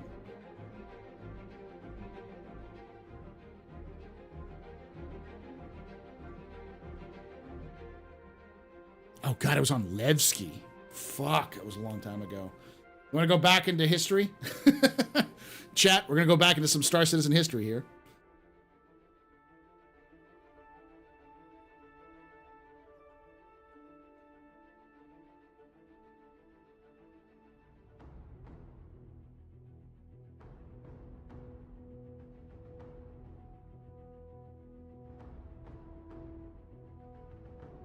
There we go. I got it.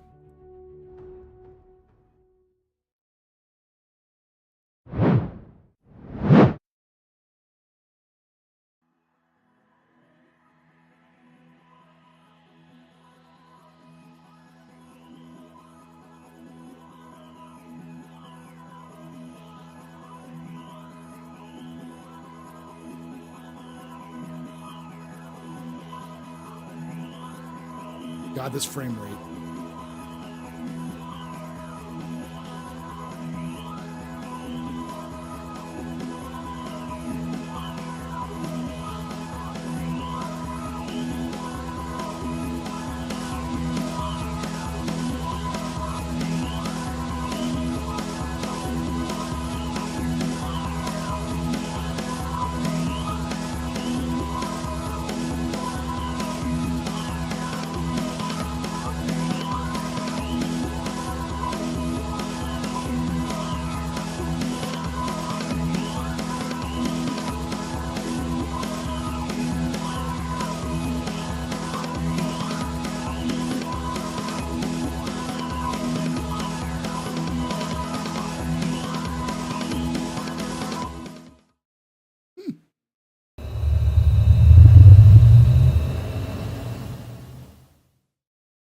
That's actually pretty good, smooth for pre-OCS.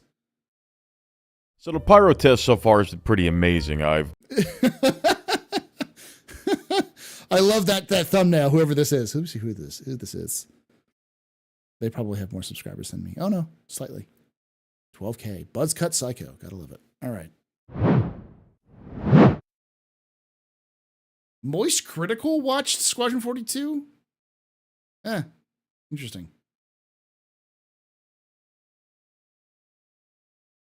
That's more impressive. Bro, we had Cyclones back then. Yeah, it was the first really ground vehicle other than the Dragonfly. So, Grand Tumbril.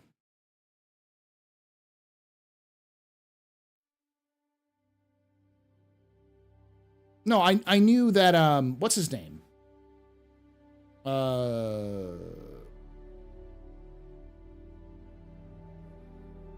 Moist Critical is different from the other person. Can't remember his name.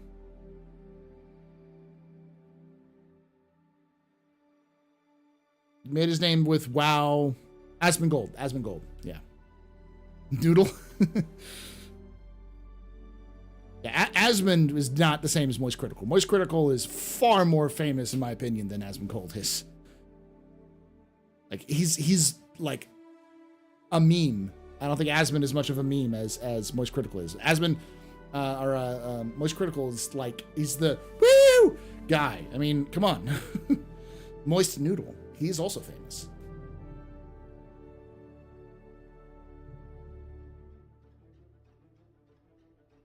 Boomer moment. Yes. Yes, indeed.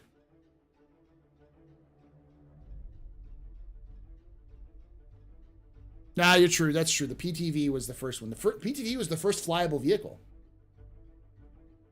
It is the first vehicle that was operatable in Star Citizen, the PTV. It is the first vehicle of Star Citizen. Do not let anyone tell you that was the Hornet. They're lying to you. The PTV was the first thing you could fly in Star Citizen. I don't follow Asmund, but I watch Charlie. Lots of people follow Charlie. I forget what year it was when I've been around and on the beginning, but only active the last 2 years is playing very regularly. Lots of people do that. I think a lot of people are starting to do that more and more as the game's becoming more finished. Let's go. I'm ready to spend my money. Hey, it's Battle.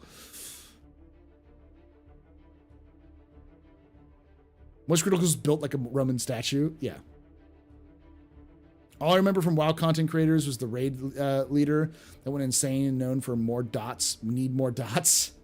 Of course, Leroy Jenkins. That's fucking... That's gamer mythology right there. Oh no, you could fly the PTV. I flew the PTV, baby. There was a ramp you could drive that thing off of. That bitch flew.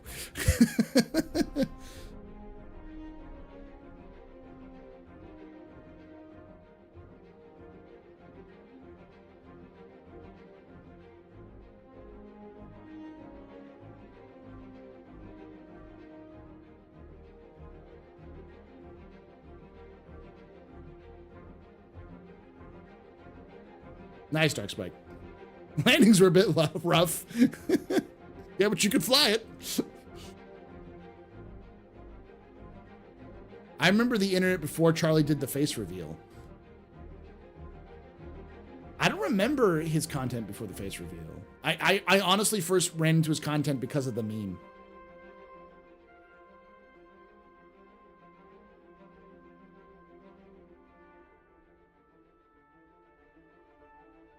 You could control while you were jumping. You just was a controlled crash.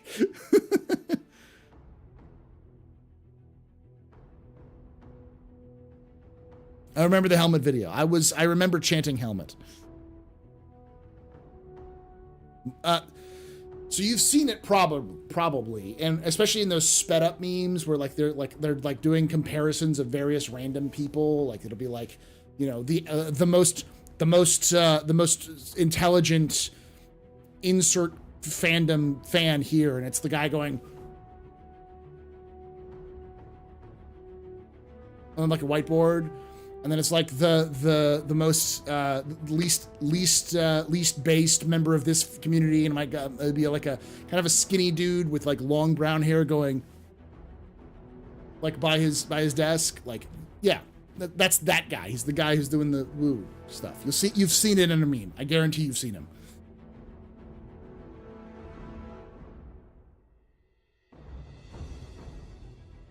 I was so mad at my screen watching the Squadron 42 guy in the trailer with the helmet under his arm. You mean no helmet?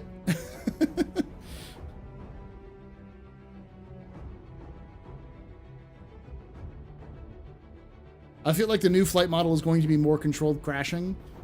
From my understanding of flight, all flight is controlled crashing. When you're under power, you're just you're trying to chase trying to go fast enough that you will not fall in a straight line. And once that power is gone, it's just a controlled crash.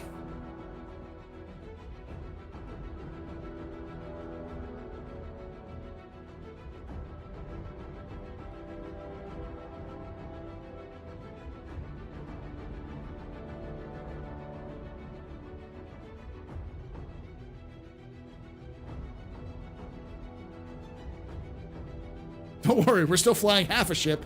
I mean, yeah, orbit is just falling while missing the ground. Going too fast so that the gravity doesn't pull you down. Going faster than gravity.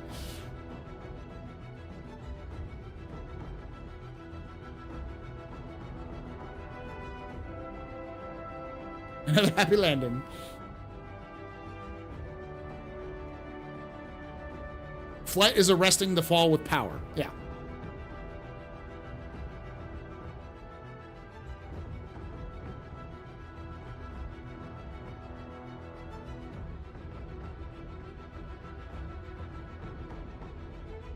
I'm one of those people who looks at like human flight and it's just like, we just hacked gravity, didn't we? We're just exploiting, we're using exploits in how wind works.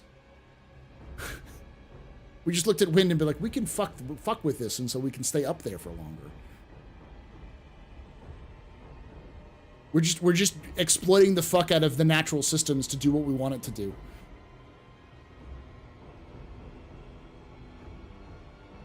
No, of course humans can't fly, but we can use this one weird loophole to do so. Gods hate them.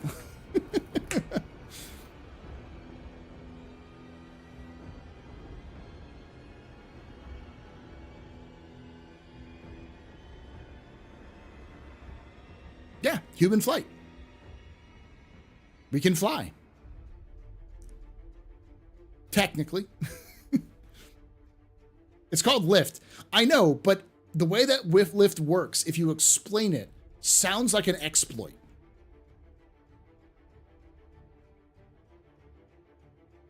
It sounds like you're fucking with things you shouldn't fuck with.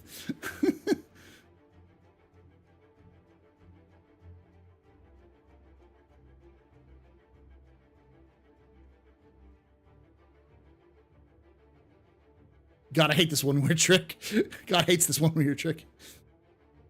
Yeah, no, exactly. Humans just exploit the system. Everything we do is just exploits of the system, the natural systems that exist. We just figure out how to break them.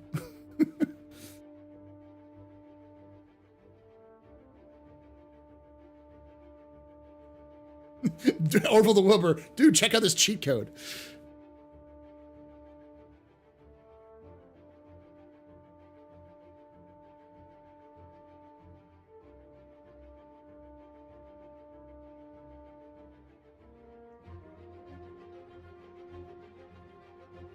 Helicopters are damn near breaking physics.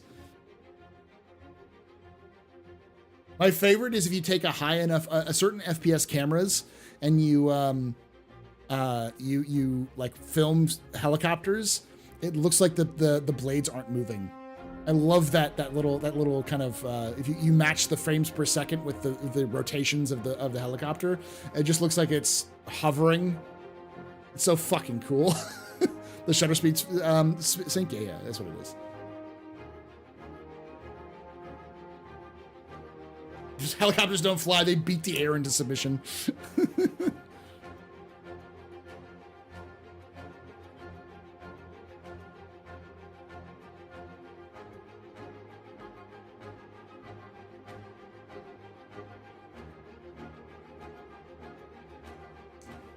All right, y'all, it's getting late. I've been streaming for a couple hours. I'm gonna watch one more thing. I have a question, chat. I'm gonna do this as a capsule, but I don't know if I'm gonna release it because the creator is not a Star Citizen creator. They came into the Star Citizen community because they had a suggestion, because they're from the military community, and I respect their opinion a lot on a lot of things. And I think they're partially right with their opinion on this. But I also think that they're thinking about it too much from a realism standpoint and not enough from a cinematic standpoint. I showed this off to the Discord last night, and I showed it off to a lot of people because I was like, I was really excited. I'm like, oh my God, like I did not expect this to happen. This crossover did not happen. This is the comms video, yeah. It's, and please, all right, I'm gonna be very clear. Do not be weird with this dude, please. All right, you're weird with everybody else, chat and Star Citizen community. Don't be weird with this guy, all right? This guy is cool. Stop being weird. I am talking about that dude. Because his discussion, his observation, and his complaint is legitimate. I 100% understand where he's coming from. I just don't think he has enough context for the situation he was looking at to understand what was going on. We aren't weird. Everyone else is. I'm gonna play it. And he even says he's not a gamer at the very beginning of it, so it's like it's understandable. But I feel like I want to do a reaction, but more like a response, because I want to kind of be like, hey, I love your work, do great. I think there's some context. I disagree on this case, but I think in general he's right. So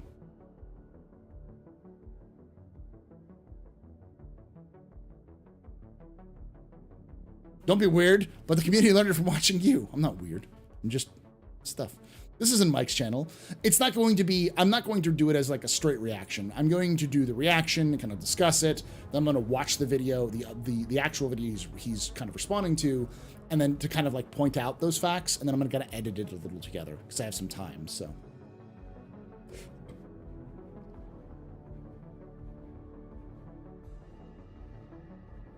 Yeah, I think he just doesn't have the game context.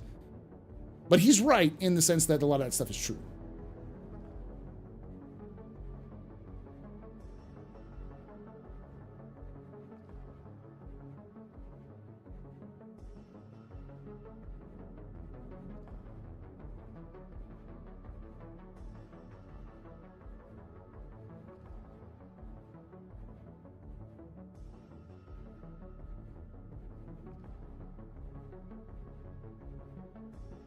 Angry PC Tech is teasing me with things. Hold on.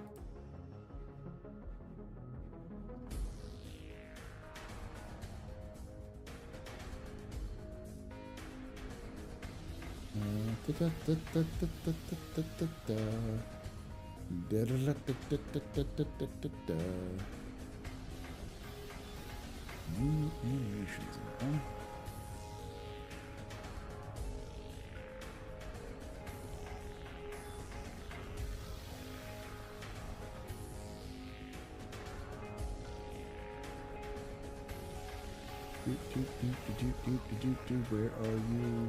Scooby-Doo. It's on YouTube.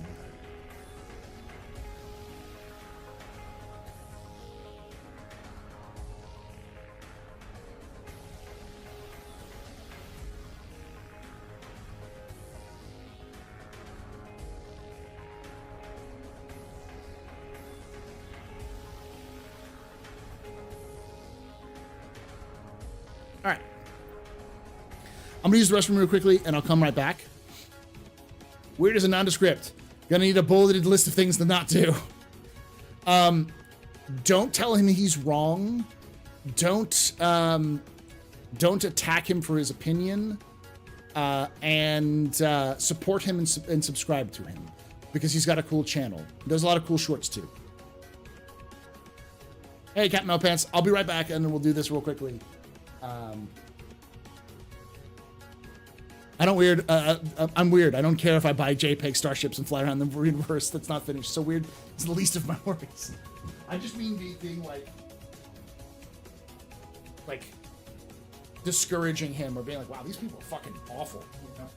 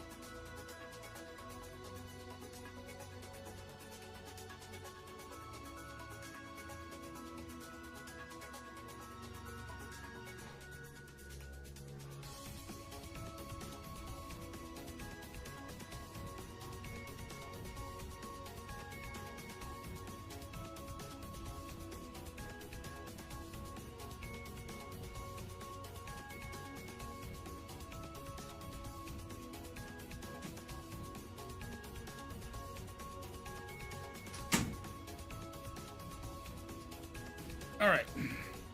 I remember TFR. I love TFR.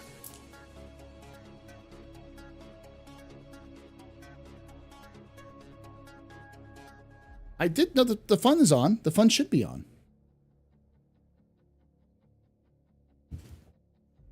Don't be a toxic asshole. Yeah. Well, people weirded out Asmongold with their reaction to Asmongold's reaction. So it's like, I know what we can do as a community. Please don't do that.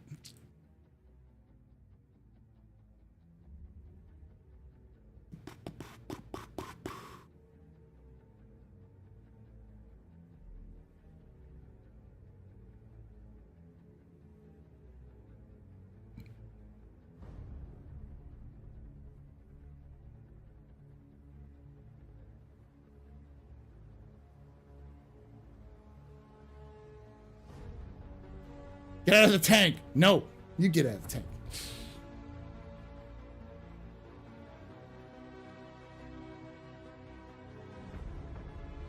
Oh, I love that meme.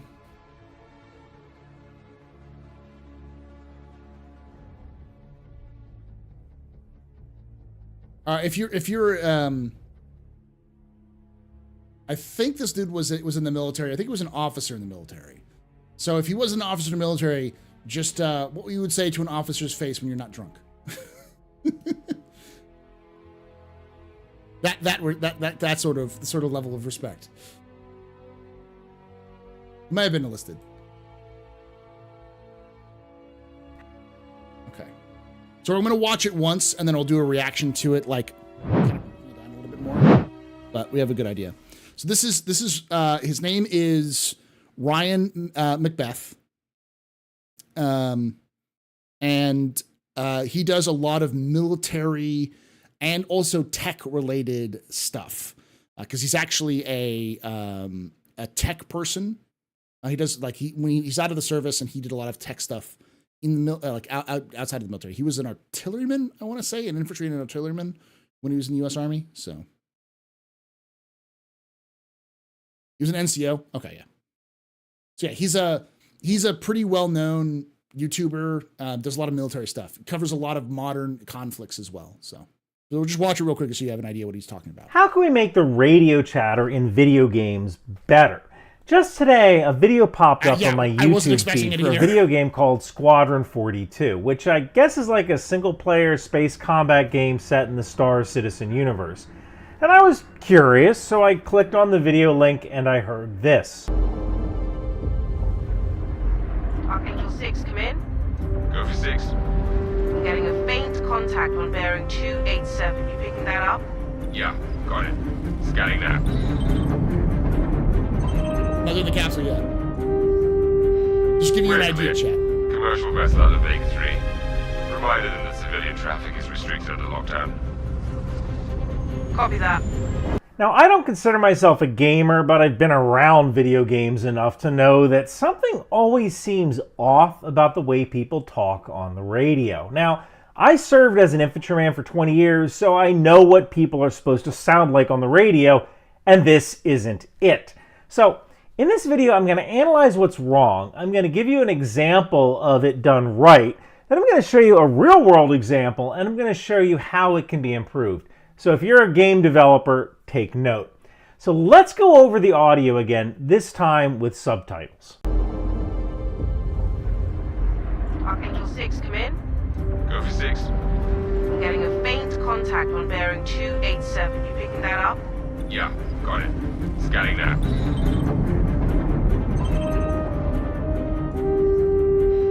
We're clear. Commercial vessel out of Vega 3. Reminded them that civilian traffic is restricted under lockdown. Copy that.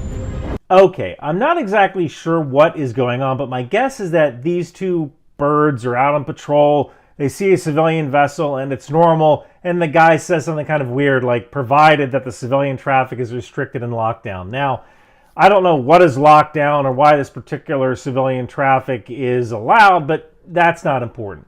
I think the purpose of any good storytelling is to establish the base condition, the normal, so when the story gets started and things go wrong and you introduce conflict, the characters will be able to experience the hero's journey and change. But this video isn't about storytelling, although it kind of is, because we're 44 seconds into the video and we've established that these two pilots are out for yet another flight, it's a routine job, and it's kind of boring. We're clear, commercial vessel out of Vegas 3. Now, they've probably been flying for a couple of hours, they're bored, they have to pee, they just want to get back to their ship and shower and get something to eat. So why doesn't this particular scene work? I want to pause him right there because, and I'll go over this when I go over the capsule, but I think that's where his first misconception starts. I think he's right in the terms of like the routine and nature of it, but when he calls this as kind of like a storytelling moment, I think he's overestimating how bored this is, because this isn't really a bored moment as much as it is that it's a moment for the audience to interact with to gather in. So you're not a Star Citizen fan. You have no idea what's going on. you watch those fighters fly in, you hear them talking. In my mind, the first thing you pick up is this is professional. These are military, because he mentioned civilians. These are military ships. They look kind of like fighters, so they look kind of like modern fighters. So what you're gathering is that these are like the clipped responses. It's routine, but it's also professional. They're not disinterested. They're something going on, but they're very, very professional in their words. It doesn't have to be realistic. You just get the idea. And you've already established that these are professional military people who are on patrol. And this is something kind of routine. It looks cool too. The thing is that really sells it is that once they pull back and you see the fleet, that is the point. Because when you're doing that sort of jargon and you hit the fleet, that you've already established that these people are professional, that this is routine. And now you're seeing, oh, these aren't like, this isn't the Force. This is a tiny fraction of the might that you're seeing right now. This is a tiny part. And if everyone is like these two pilots, then this is a professional, prepared, not bored, very engaged military force. It establishes the Second Fleet as a grand force. It really, when those bagpipes kick in, that's really like, that's why those bagpipes hit so hard, because your brain goes, holy fuck, like the majesty of human military, the might of the human navy kind of thing. And that's what it was going for. Not realism. It was going for showmanship. It's building up the essence. And that's really what I was going for. That's what I'm going to talk a little bit more about in more detailed, but yeah, this is important still. But that's not to say that his ideas aren't wrong. They are right. And I think CIG should take into account some of his discussion, especially with civilian comms traffic. Well, let me show you a good example from the dropship scene in the movie Aliens. Primary couplers released. At the internals. Confirm crosslock and drop station secured. Affirmative. All drop stations secured. Stand by 10 seconds. Stand by to initiate release sequencer. On my mark. 5. We're on express elevator to hell. Going down. 2. 1. Mark. So this scene features Corporal Pharaoh, and while I find it really strange that in the future the Marines have corporals flying aircraft, what I really want you to focus on is her professionalism, detachment, and almost boredom. She's done this hundreds of times. This is just another day. Now, let's listen to the Squadron 42 video again. Do they... Okay. This is another thing we'll all point out as well. I think he also missed the point of the alien scene, because the point of the alien scene is they're bored. I forgot the name of the guy, the private who survives, who does the express ticket to hell, express elevator to hell. Him going, yeah, woohoo! Like that whole concept. Hudson, yeah. That whole idea is they're psyched up, they're pumped up. The corporal who's flying she's bored. She kind of like does this little thing with her hand because she's just like, all right, we're just gonna get back into it. We're gonna do the thing, but it's routine and normal. And the only person who realizes how much shit they're in is Ripley. Like that's the point. It's supposed to have this little drum beat, which is like showing that these are military, they're badasses, they're gonna kick some ass, and the corporal is just bored. Like this is just no one done deal. Like this is like 100% just another day at the office for these Marines. And if you notice, Ripley's the only one who's like, you all are insane. Like you have no idea what you're about to go back into. I'm ready, man. Check it out. I'm the ultimate badass. State of badass are. You don't want to fuck with me. Yeah, exactly. Like, no one besides Nostromo has even seen another life form that's not from Earth. Exactly. So like that's the point of that. That's because it's, who did that? Avatar guy did that, right? James Cameron did Aliens. And that's James Cameron. James Cameron is like, this is like Terminator 1 James Cameron. Like, you could really feel it, like that whole thing. And then after the first contact with the aliens goes down, they lose their mind. You know, like it goes downhill quickly. You see this initial reaction of overconfidence, bravado, and then they get their shit kicked in. And that's the point of the film. So, yeah.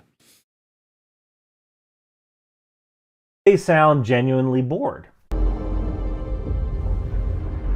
Archangel 6, come in. Go for 6. I'm getting a faint contact on bearing 287. You picking that up? Yeah, got it. Scanning now.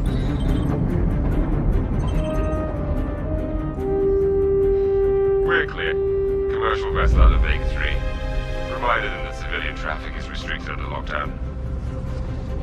Copy that. I don't think they do. It's almost like the voice actors are acting the way they think pilots talk, not the way pilots actually talk, and I think this ruins the immersion. I don't buy it that these pilots have been out there for hours.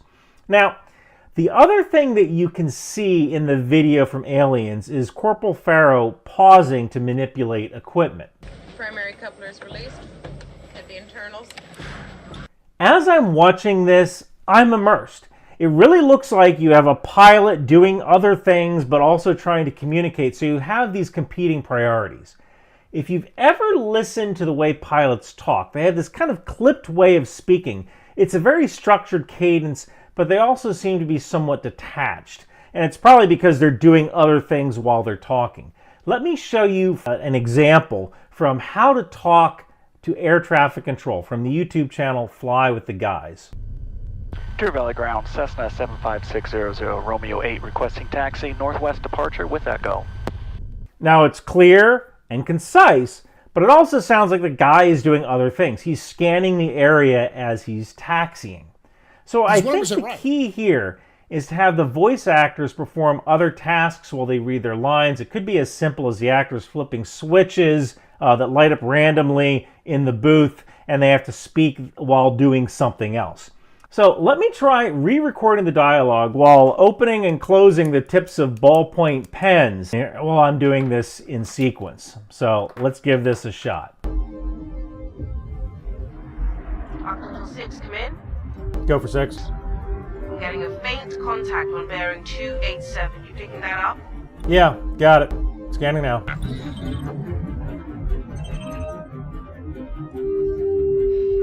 We're clear. Commercial vessel out of Vega 3, provided that civilian traffic is restricted in the lockdown. Over. Copy that. Now, let's add it to a radio filter and try it again. Archangel 6, come in. Go for 6. I'm getting a faint contact on bearing 287. You picking that up? Yeah, got it. Scanning now.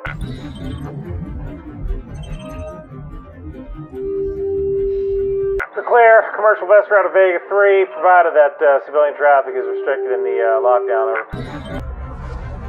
Copy that. I think this version is better. It sounds more like a fighter pilot trying to do multiple things while communicating. Hey, if you like this, let me know in the comments below. Maybe I'll do more videos on how video game designers can improve their military games to make them sound more realistic. And, you know, Christmas is right around the corner, and you know what that means. Your wife or girlfriend is going to drag you to Christmas parties and make you wear something festive. So pick up one of my very NORAD Christmas shirts from Bunker Branding. Features an American F-15 and a Canadian CF-18 guarding Santa on his Christmas Eve mission. I guarantee you nobody else at your holiday party has one. So instead of talking to your girlfriend's boring coworkers, you'll get guys coming to you to talk about jets. I know what I'd rather do. Thank you guys so much for watching. Take us out, vintage 1980s Defense Department promo. In a world where fashion meets firepower, where style... Yeah, he does mostly TikTok and YouTube stuff like that, so yeah. So I don't think he's wrong. Like, he's not wrong. I think he's right. I don't think he's right at the moment. I think he's discounting the cinematic nature of it.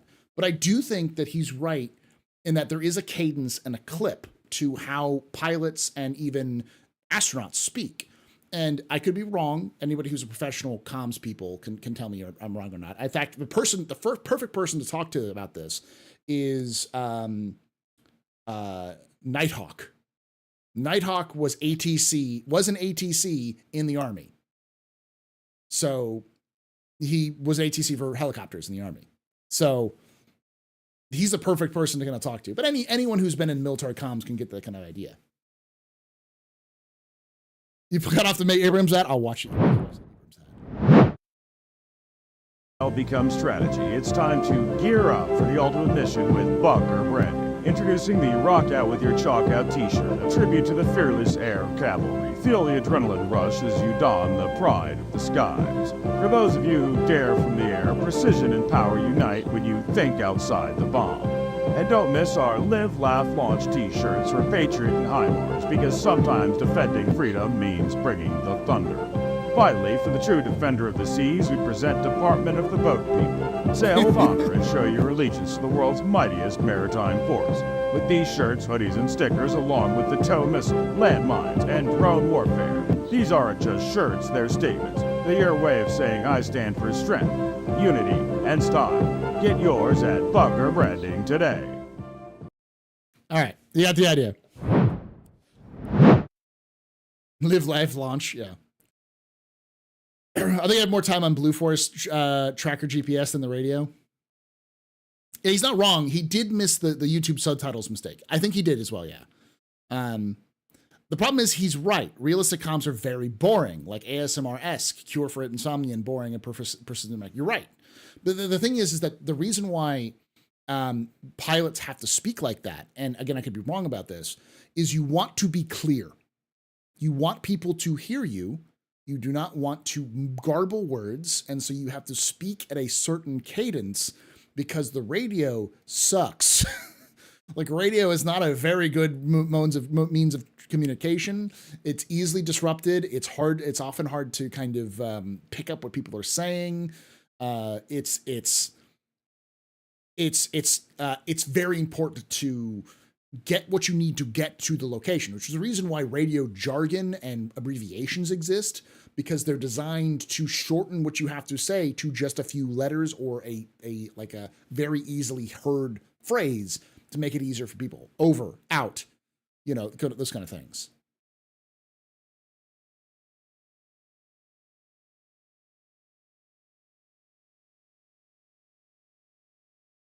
It's a similar cadence when I've taken on the phone helping a client in IT troubleshooting.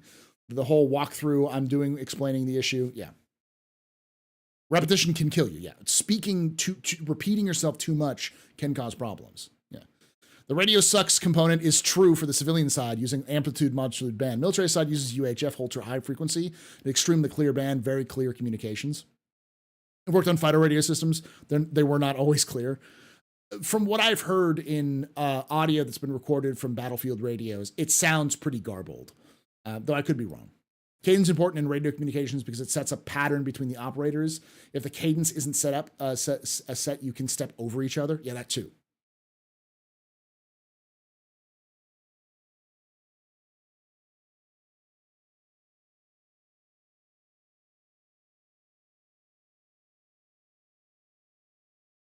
Yeah, we could listen to NFL games on a radio.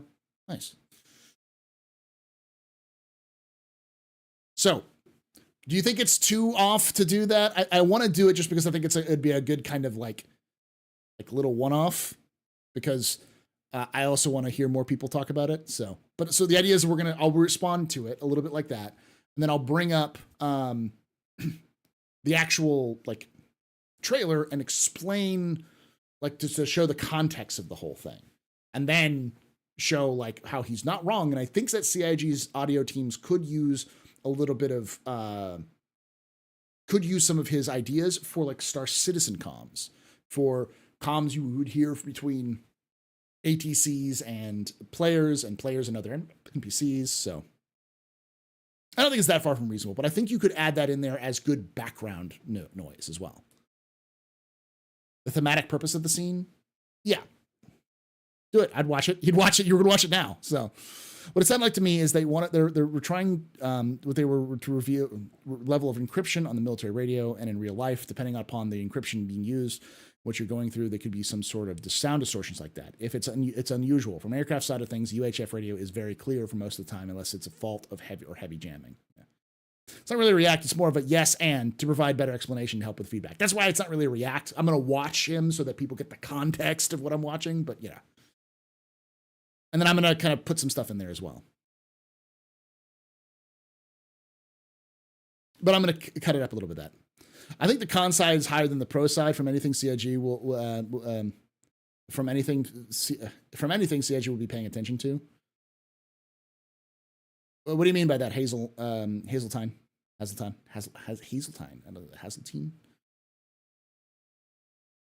Okay, dude, I'll watch again.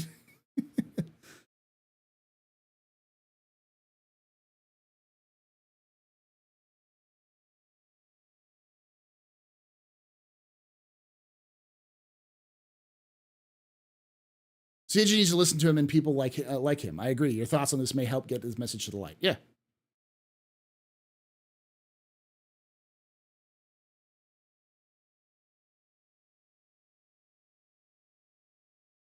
All right, let me pull it back. Okay, let me get up, log into something else.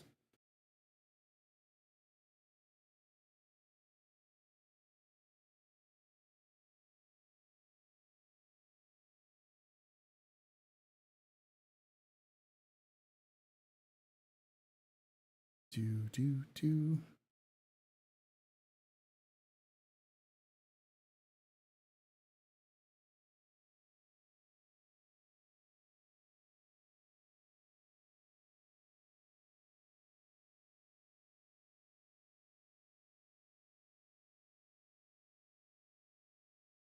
All right. All right, you're all ready for this?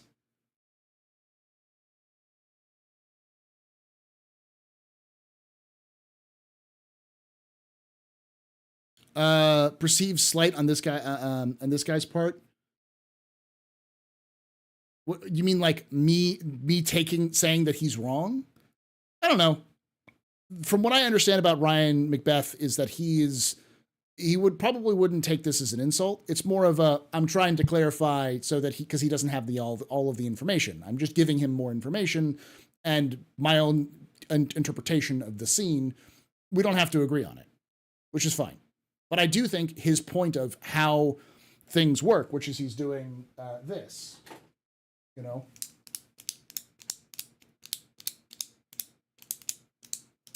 You know, he's going, well, he's talking, so he sounds more distracted. He sounds more like he's looking at all that kind of stuff like that. So.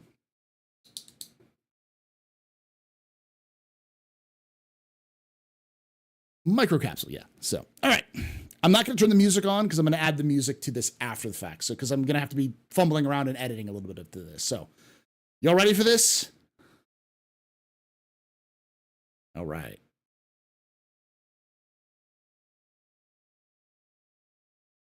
Hello and welcome to a unusual office hours capsule, which is a small section of my office hours live stream, which I do Thursdays at 3 p.m. Pacific, 6 p.m. Eastern. No, that's Captain's Table. Time zones are hard. I'm gonna do it again. Hold on. I already fucked it up. It's 7 p.m., so 8 p.m. Eastern, 5 p.m. Yeah, 5 p.m. Pacific. Try it again. All right. Hello and welcome to another Office Hours capsule. That's right, a capsule. This is an unusual one, kind of one that I don't plan on doing a lot of, but I did see something interesting. This is a small section of my live office hours I do on Thursdays at 8 p.m. Eastern, 5 p.m. Pacific at twitch.tv/TheAstroPub and youtube.com/TheAstroPubLive. We'd love to see you come in and talk about Star Citizen lore, gameplay news, all those sort of things to have you come down. And chat is all bots. Thank you, chat. Chat's just going to be a jerk. So a video came across my feed because I follow a YouTube content creator named Ryan Macbeth. Their shorts are fantastic. They are they're a former NCO in the U.S. military, in the U.S. Army, and they have a lot of insights into tech, because they currently work in tech. They also do stuff for they were in the military, so they have a lot of insight into military operations, current things that are happening in Ukraine and Israel and Palestine and other locations in the world. And I would definitely suggest that you go subscribe to them if that sounds all good. They released a video called Better Chatter in Video Games. And I was like, is that Squadron 42 footage in the background? And indeed it was. It's a crossover I wasn't expecting, so I decided that I was do a little bit of observation, kind of a little bit of look at this. For those of you who are not used to my channel, and maybe you've come over from other things like around this, I am not in the military, was never in the military. I've worked around a lot of military folks in my career as both a security guard and a current teacher. So I picked up stuff, through osmosis mostly, but I'm also a historian, so I do a lot of history research and those sorts of things. I'm a history teacher as well. And so I've been covering a lot of the lore and background information for Squadron 42 and Star Citizen. So I'm going to add some context that I think Ryan didn't have in their own kind of look at this, but I don't think they're necessarily wrong. So let's take a look at this. We'll walk through it. I'll pause it here and there just to kind of add some context, and I'll, of course, add some more video context as well. So,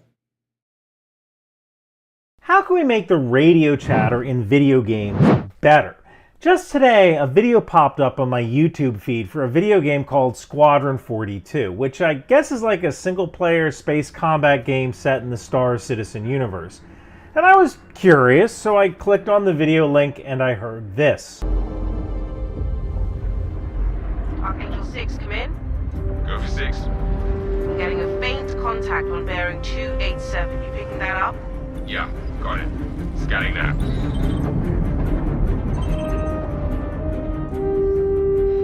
We're clear. Commercial vessel out of Vega 3. Reminder that civilian traffic is restricted under lockdown. Copy that. Now, I don't consider myself a gamer, but I've been around video games enough to know that something always seems off about the way people talk on the radio. Now, I served as an infantryman for 20 years, so I know what people are supposed to sound like on the radio, and this isn't it. So, in this video, I'm going to analyze what's wrong. I'm going to give you an example of it done right. Then I'm going to show you a real-world example, and I'm going to show you how it can be improved. So if you're a game developer, take note. So let's go over the audio again, this time with subtitles. I'm going to defend him real quickly because I already see some chat of this stuff. He's not a gamer, but why does he care about better radio chatter in video games? Because like any professional, they want to see their experience reflected correctly in media that is around them. I would rather not to have the classic teacher saves the kids narrative in movies because it's wrong, and it often promotes bad ideals about what teaching actually is and how teaching actually works. There are good stories written by teachers about life in American public high schools or public schools in general. But that trope is harmful and can also kind of cause negative repercussions. So this allows for some immersion, allows for people, especially if it's written by veterans for veterans or people who've had experience. So I get that. Keep that in mind. This is what he's coming from, is from a position of he wants to improve the quality of games. So let's do this. Archangel 6, come in. Go for 6. I'm getting a faint contact on bearing 287. You picking that up? Yeah, got it. Scanning now.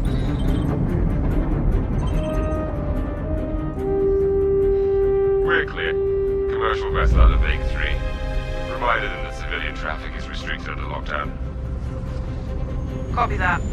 Okay, I'm not exactly sure what is going on, but my guess is that these two birds are out on patrol. They see a civilian vessel and it's normal, and the guy says something kind of weird like, provided that the civilian traffic is restricted and locked down. Now, we're going to look at that later and we'll kind of get some more context. So Just don't get hung up on that. I don't know what is locked down or why this particular civilian traffic is allowed, but that's not important. I think the purpose of any good storytelling is to establish the base condition, the normal, so when the story gets started and things go wrong and you introduce conflict, the characters will be able to experience the hero's journey and change. But this video isn't about storytelling, although it kind of is, because we're 44 seconds into the video and we've established that these two pilots are out for yet another flight. It's a routine job and it's kind of boring. We're clear a commercial vessel out of Vegas 3. Now, they've probably been flying for a couple of hours. They're bored. They have to pee. They just want to get back to their ship and shower and get something to eat. So why doesn't this particular scene work? Well, let me show you a good example from the dropship scene in the movie Aliens. Primary couplers released. Hit the internals. Confirm crosslock and drop station secured. Affirmative. All drop stations secured. Stand by 10 seconds. Stand by to initiate release sequencer. On my mark. 5. We're on express elevator to hell. Going down. This is such a good movie. 1. Mark. So this scene features Corporal Pharaoh, and while I find it really strange that in the future the Marines have corporals flying aircraft, what I really want you to focus on is her professionalism, detachment, and almost boredom. She's done this hundreds of times. This is just another day. Now, let's listen to the Squadron 42 video again. I'm going to pause it again because I do think that I get where he's coming from, but I also think he misses the point of the scene. I'm going to go into the office mode just so I can explain. So I think what he's missing from the context of that scene is that there are scenes before that where we see the Marines, this iconic scene where the Marines are preparing, they're talking with one another, they're chatting each other up. There's even like the scene where they're in the briefing and they're like, is this some actual action or is this just another bug hunt? You know, it's like they're restless. They're a bunch of young, restless Marines looking for some action. They're kind of hyped up on their own their own testosterone. They're ready to go kick some ass. You know, they're young, dumb, and ready to kill, like that kind of stuff. So that is the kind of perception you have with those Marines. The pilot is bored because they've been through so many BS training scenarios. This is just another day on the job. And the only person who knows how bad the situation is Ripley. And no one's really paying attention to her or giving her the time of day. So that's the kind of, it's a horror scene. It's setting up as no, you don't understand. The killer is in the house and nobody's listening to you. That's kind of the point. The point of her being bored is to add tension to the scene. It's also to make them look cool and gas them up a little bit. Gas up these boys a little bit before they get their butts kicked repeatedly. So, like, the chat saying bravado, right? Yeah, it's to set the scene and the tone for what comes after. Pride cometh before the fall, as it were. So, let's let him continue, and then we'll kind of explain how I think he also kind of misrepresents that scene in Squadron as well. They sound genuinely bored. Archangel 6, come in. Go for 6. I'm getting a faint contact on bearing 287. You picking that up? Yeah, got it. Scanning now.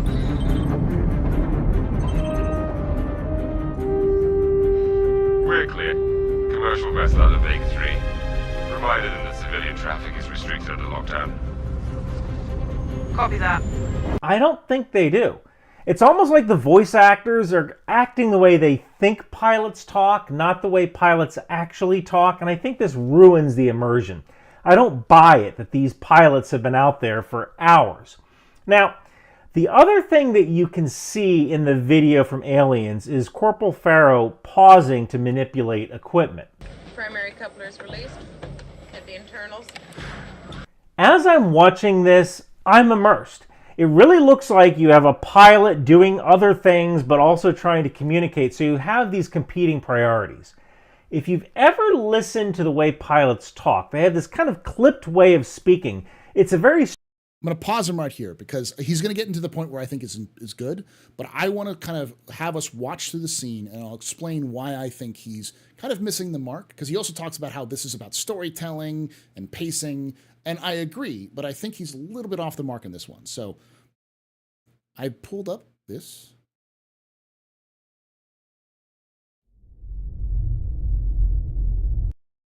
Mic. So let's watch the actual trailer he was watching, and we'll pull out that same scene. I'll pull up the closed captions for now just so you can see it. You see what they're saying, because I don't think it's what they're saying. But we'll get to the end of the scene, because he only watched half of the scene. And I think that's the reason why he doesn't quite get the build up. So let's watch it, because I also love these bagpipes.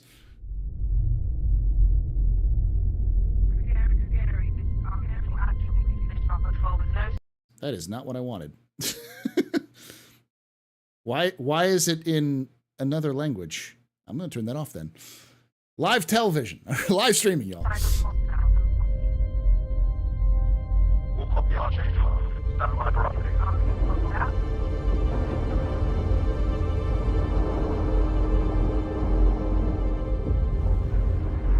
Archangel 6, come in. Go for 6. I'm getting a faint contact on bearing 287. You picking that up? Yeah, got it. Scanning now.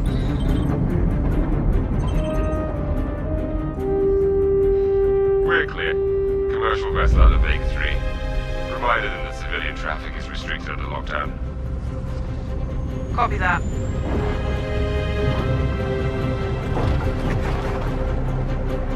Archangel, this is Krugeri.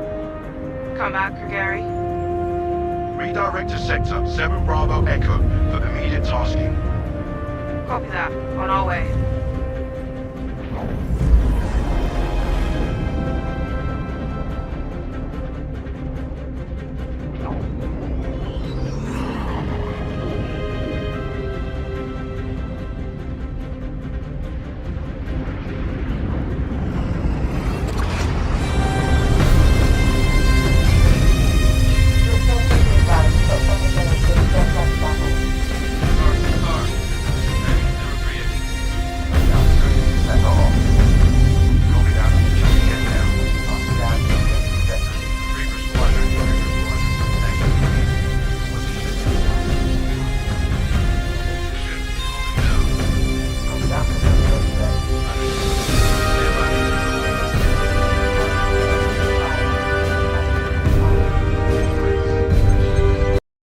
Okay, so that's really the point of the scene. This, I think he misses the point by trying to go for authenticity. I understand his point about authenticity, but I think what he's missing is that the point of that scene isn't to be authentic. It's to tell the audience specific cues, which are to be picked up on that they've probably picked up from other media or from other sources. So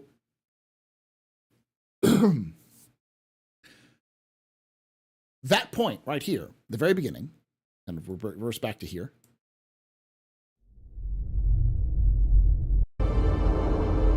When we see the flight coming in, I'm going to turn the music down so you can kind of... Archangel 6, come in. Go for 6. I'm getting a faint contact on bearing 287. You picking that up? Yeah, got it. Scanning now. You're hearing... professional. Commercial vessel out of Vega 3. Reminder that civilian traffic is restricted under lockdown. Copy that. It's professional. It's short. We see that these are military vessels. They look like fighters, right? This is Krugeri. Come back, Krugeri. There's comms going on. Redirect to sector 7 Bravo Echo for immediate tasking. Copy that. On our way. Redirect to this location. So all of these visual and auditory cues are telling us this is a professional military, and these are two high-tech fighters, right?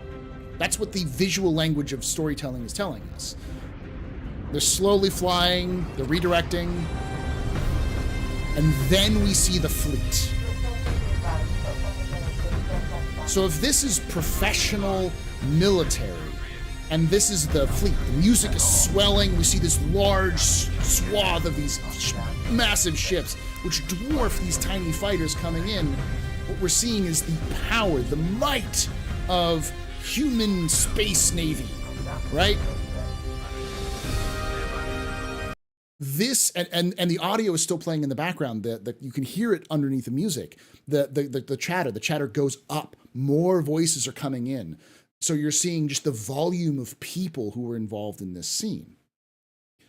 So while I understand his desire for more authenticity, I think this is a cinematic cue.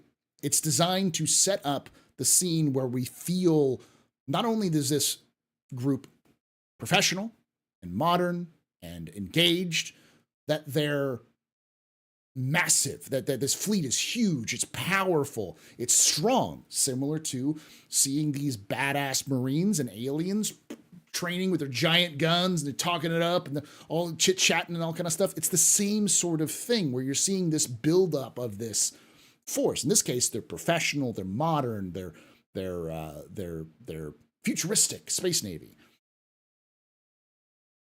And this is right before a major battle in the game. Now, we don't have full understanding because the game's not out yet, but we know that what's right after the scene, our player character is writing home to their parents, writing a letter to writing home to their parents, to their mother, saying that they have contact with the enemy and that they're about to go into battle and they want them to stay safe. So we know that they're all on edge about to go into combat, that there is some sort of combat that's about to happen around them. So, like, we know the context after that. So we know that this massive fleet is about to go into combat. And the reason why they intentionally are gassing up this fleet is because what do you do when you see this massive, impressive, bagpipe-inducing fleet start to get into combat? You're going to see people die. You're going to see ships explode. These massive ships ripped apart by gunfire. And the enemy is strong. You're strong, but the enemy is stronger. It's a cinematic trick to try to tell people, oh, I'm in danger. It's to build tension inside the game, inside the storytelling. So while I understand his point, I think he's missing the context, especially that fleet context, which adds more of a cinematic quality, I'll say, to the storytelling. So with that being said, let's talk a little bit more about what his suggestion is, which I think is pretty good.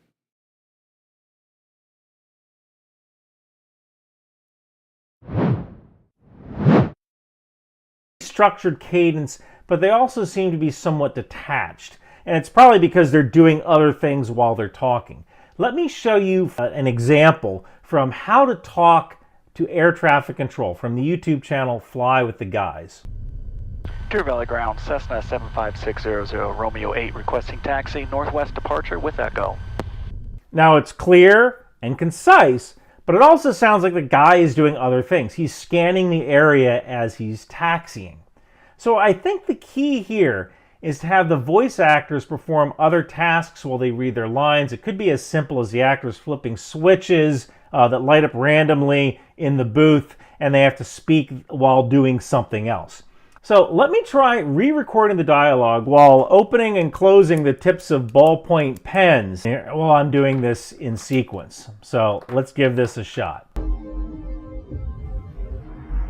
The audio quality drops a little bit because of what he's doing. Go for 6. I'm getting a faint contact on bearing 287. You picking that up? Scanning now.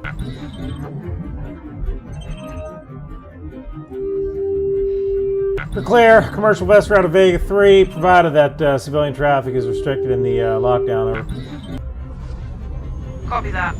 Now, let's add it to a radio filter and try it again. Occidental 6, come in. Go for 6.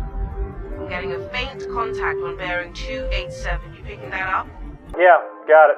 Scanning now.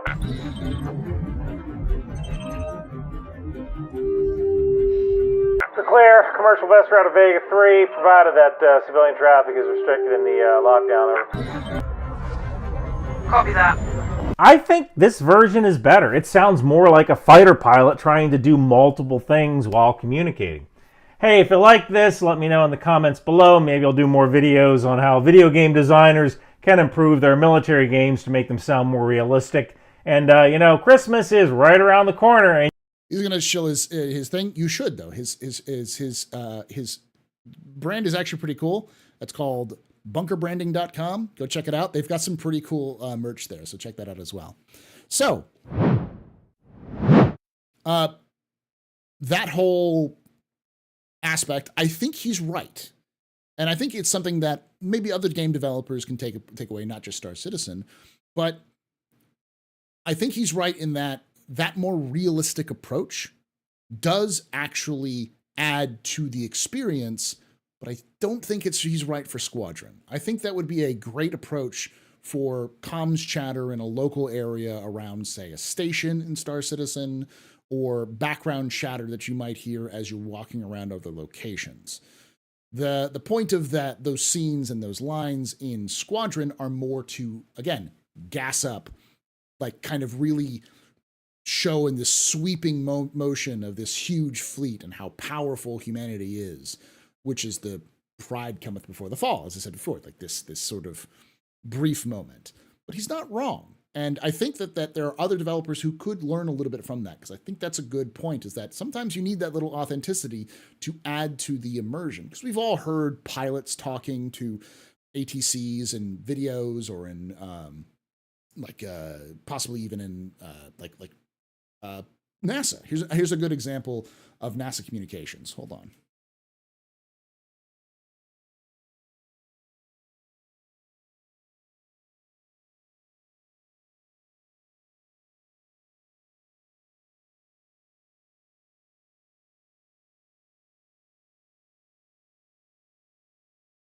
So this is audio log day 1 from minus 10, 9, 8. We have a go. Main engine start. I'm going to skip forward a little bit. And it's 3 1-pound bottle. Roger, stand by a second, please. Roger, standing by. The reverse package valve is now in the off position. What's the cabin pressure now, please? Cabin pressure is now 4.5.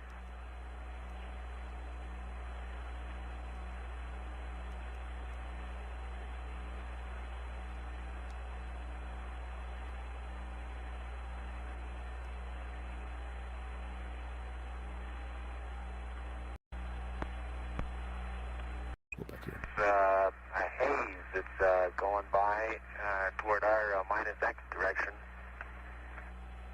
and several small particles are moving along with it. The actual velocity is fairly high, at least it appears to be high, and we've got an O2 high, low high right now. Houston, roger out. So, that sort of background noise, you've heard these sorts of communications for like Apollo, Space Shuttle, International Space Station. They've gotten better in quality over the time, but basically as a culture, and especially as space nerds, we've heard those sorts of comms before. So hearing them in the background of a game, I think would add a little bit of immersion. So I think he's wrong in this specific instance, but I think he's right in general. And his little tips and tricks of just doing the, playing with pens or something like that as a means to just try to keep someone distracted as they're trying to say the lines, I don't think that's a bad idea. So, as always, I don't do a lot of reactions, but I figured this was a fantastic crossover of two things that I do, military nerd stuff and Star Citizen. So I want to hear your thoughts down below in the comments. Of course, go watch the video on your own. Go subscribe to his channel. Watch his other stuff. He's got some fantastic content, especially short form content, which you can enjoy. And like I say every time, hope to see you someday in the black.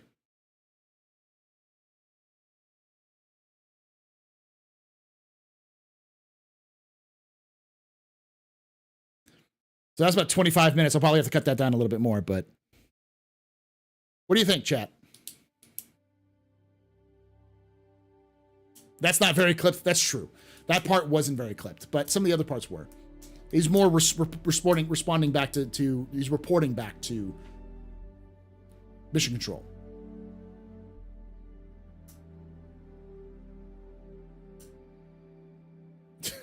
We out. Prestigious belt. Woo.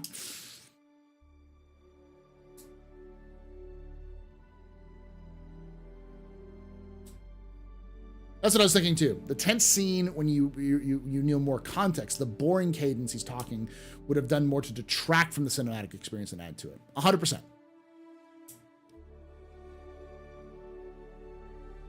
I like his idea of using aliens as a model was good. Yeah, but I think he also lacked the context of the aliens, the scenes before Aliens, before that scene in Aliens, which added to that scene.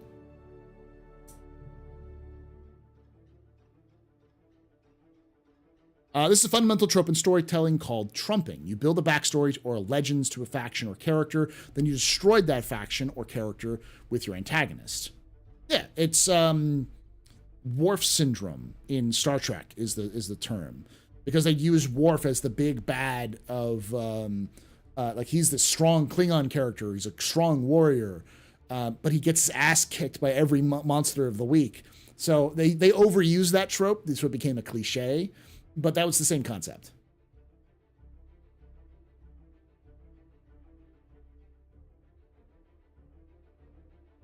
It's fine for background audio, but not more useful, important dialogue. Agree, 100%.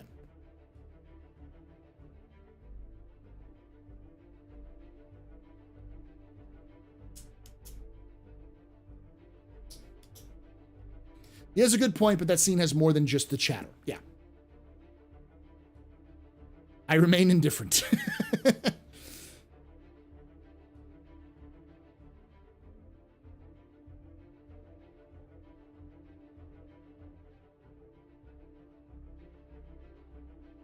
Oh yeah, good point. We're also talking as Americans. I don't know if UK radio is less formal either. I think UK is probably more formal, but yeah. I keep hearing lack of cinematic context. I think his heart is in the right place.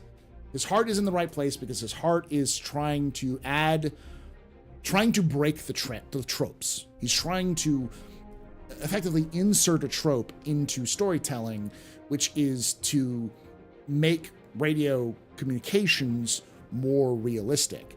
And I think it's something that could happen in video games or movies, which would add to because you can add that boring monotone trope and then you can subvert it with an action scene or a suspense scene or a horror scene with that playing out, because it could add a little bit more to the game, to any game experience, not just Star Citizen, but any game experience. So.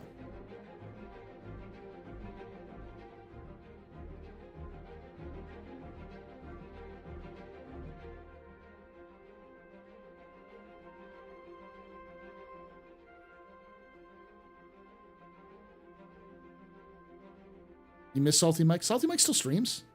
Is he not streaming right now? Anywhere that uses ICAO standards has similar radio phraseology for civil side anywhere in this world? Okay. I just don't think the realism is great for storytelling 100% of the time. I agree. And I think that's where it kind of falls off. So.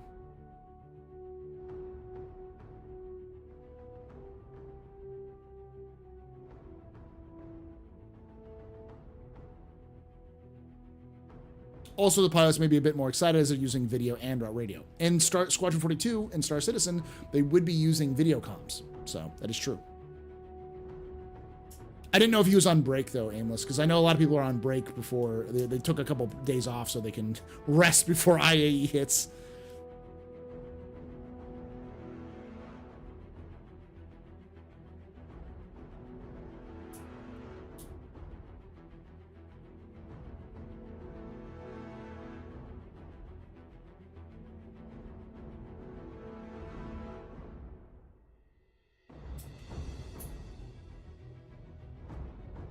Good night, Dark. I'm going to head out here shortly, too.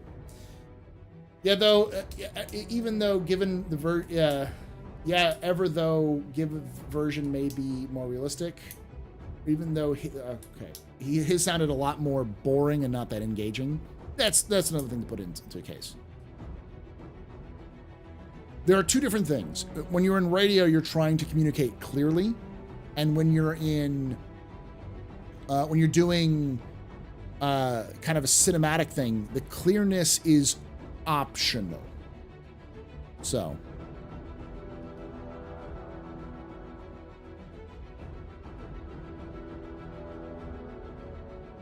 I believe the international language of flight is English. So like all civilian air traffic talks in English.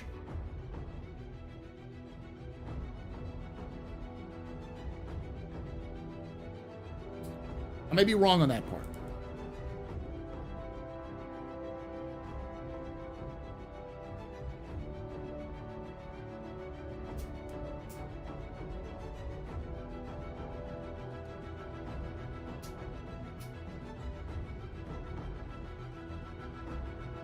I think really like the small part of squadron storytelling we have seen so far.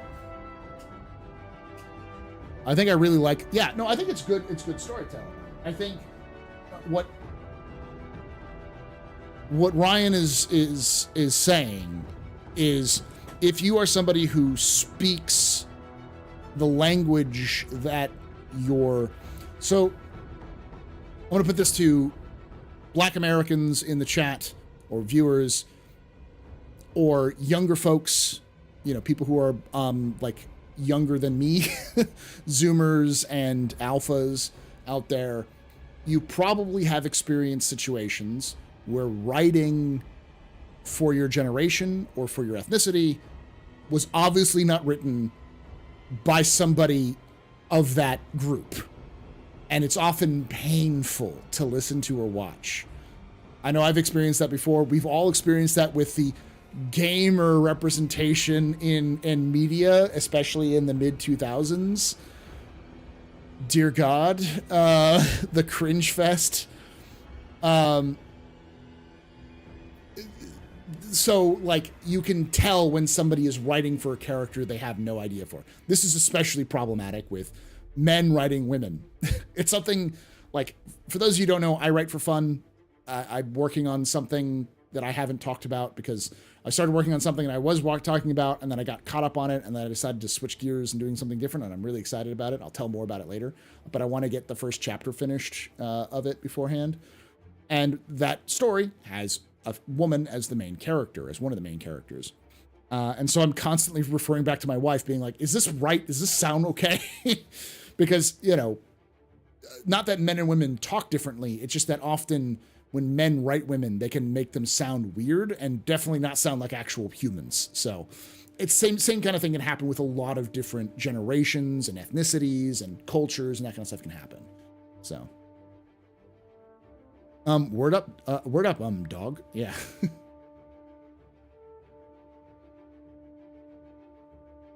It was doofuses from my generation that wrote that garbage, and I'm still sincerely sorry. Gamer girl bathwater cringes into black hole. The way it was done in Squad 42 trailer makes it easier to relate, as there's more emotive rather than someone who's sounds boring and uninteresting. I get it, but I think he's coming at it from that perspective. He's coming at it from somebody who has done radio comms in his professional career for 20 fucking years, and he's like, I don't know why video games don't get this right. Why do they sound so not like the actual thing? And that's his perspective.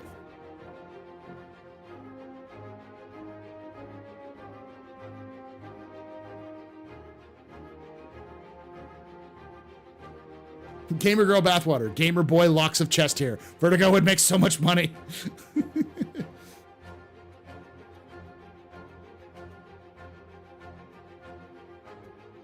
Says every veteran watching any movie. How much does it bother veterans in chat? How much does it bother you that nobody knows how to fucking salute, or salutes inappropriately, or doesn't drop the salute when they're supposed to, or doesn't know how to march properly? Or you can point out 15 different things about that, how their rack is fucked.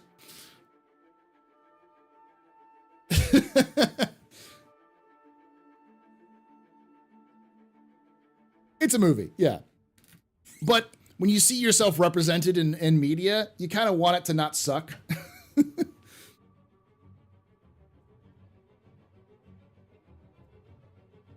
Fun fact, we don't know what the Roman salute was.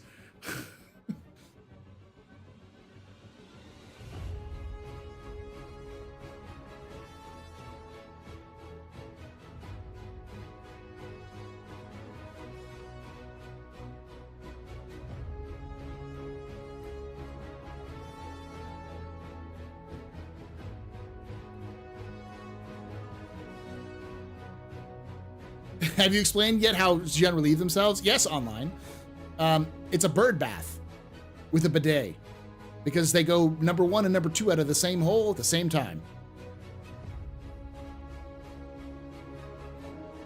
So yeah, this is not the Roman salute. We don't know. This is possibly a Roman salute, but it's not definitively a Roman salute.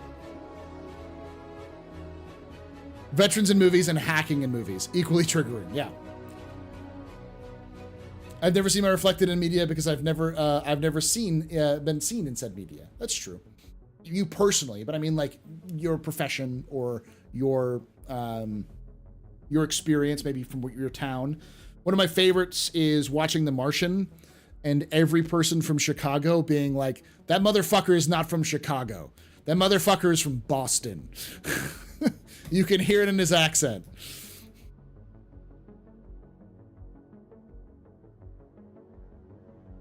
I know what the Roman salute was, but can't say. It's similar to the Nazi salute, but we don't know if that's the salute either. That's there's no confirmed evidence. Like we don't see like a manuscript of like military training that tells you what a salute is. Like there's an army manual that tells you what a salute is. I guarantee it. I'm sure there are multiple generations of army manual that tell you how to salute if you read them properly. There's nothing like that in Rome, so we don't really have those. There may also have been different ways they saluted depending on the unit you're part of. So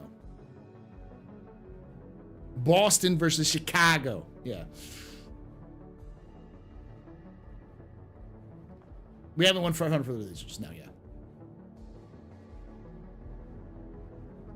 AR 670-1.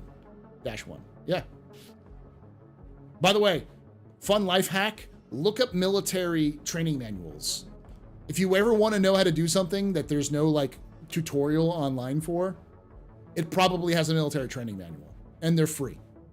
Anyone can access them. They have everything from like military stuff to like how to farm. It's fascinating what the military has done instructional books for. What is up, my fellow human? Hey, Space Go.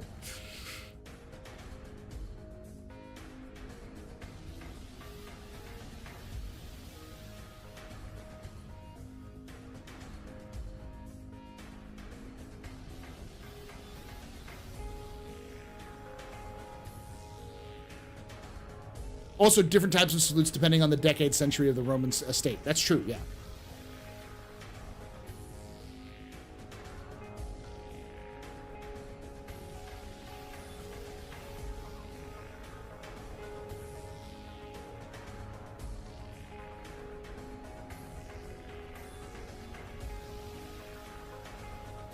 We don't know for certain if no manual exists. It may exist, just be written in linear A. You're true, that is true.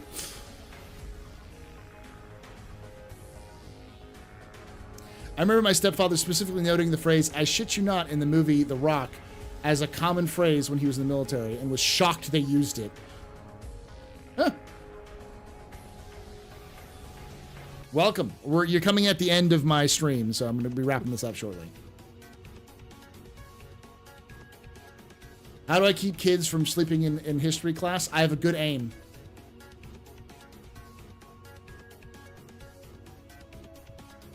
I'll leave the rest up to you.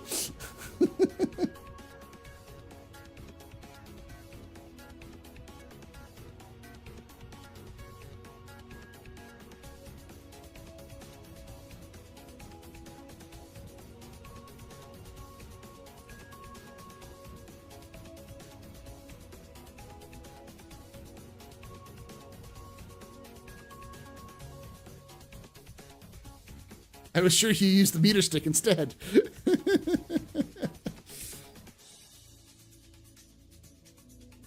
I was raised by teachers who learned how to hurl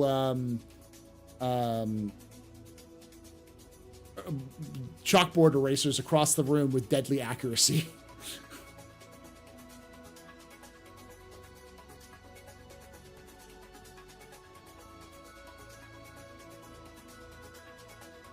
I thought the Xi'an are turtles. No, they're carrions. They're not birds. but they pee like birds.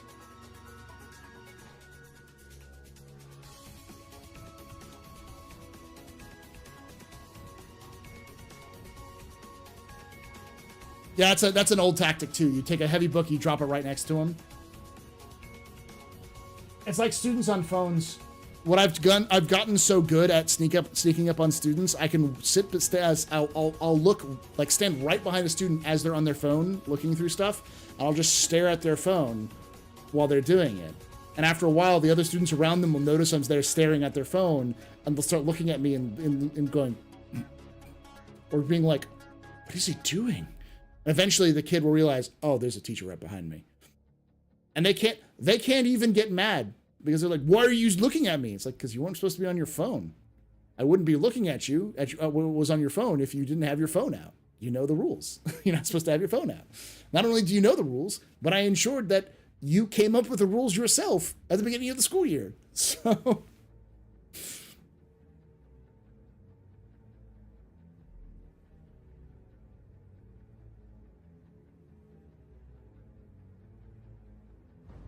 Oh...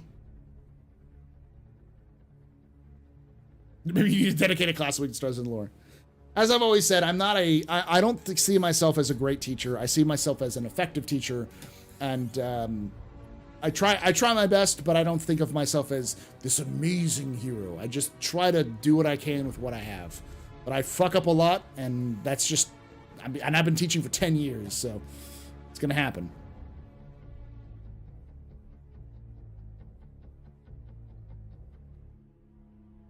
Yeah, that's the other thing. It doesn't work as much because they'll just lean into it. If you say no one looks at their laps and smiles unless there's something funny, some funny business going on under it, yeah.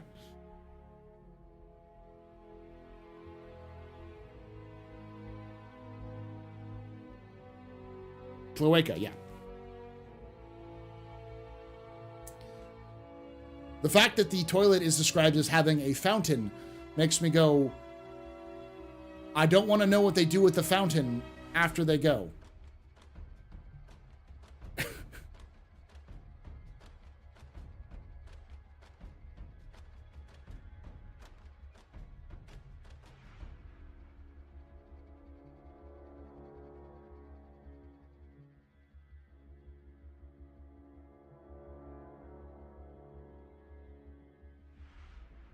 Any recommended reading or viewing material on religion in Star Citizen?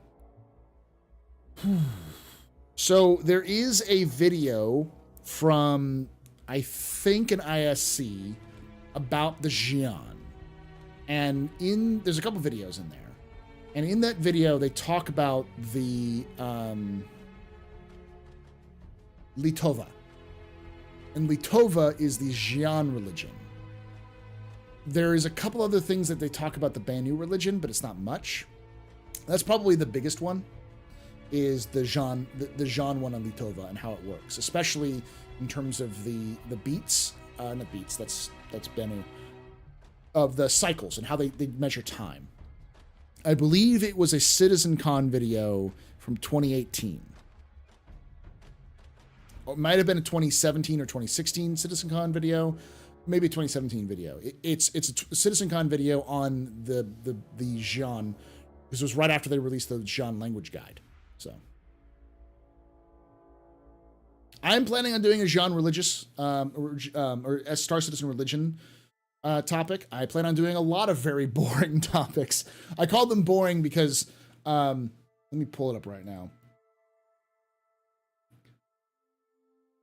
Right now,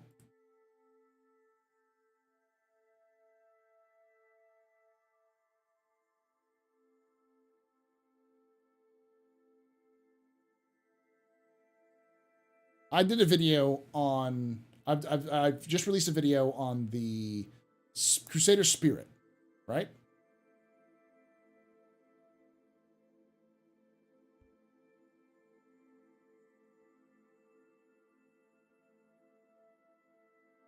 And it has currently got 2,500 views. It is the 4th best video I have done, but it is currently a little bit above average for my normal videos. it's currently on pace to get my Fate of the First Settlers of Stanton video, which is right now at about 7.3K. My goal is around for a video to get about 10K after the first, close to as 10K as possible in the first week, if not 10K by the end of the month. And I'll tell you how much the last video I did for fun, which was not, I knew was not going to do well, but I really liked doing it, which was my video on education in the Star Citizen universe.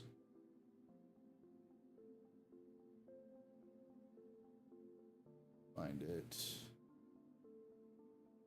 Oh, it was earlier.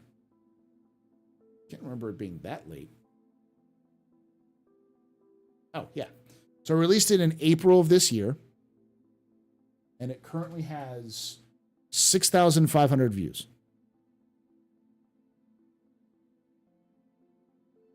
After a week of it being released, it was below average.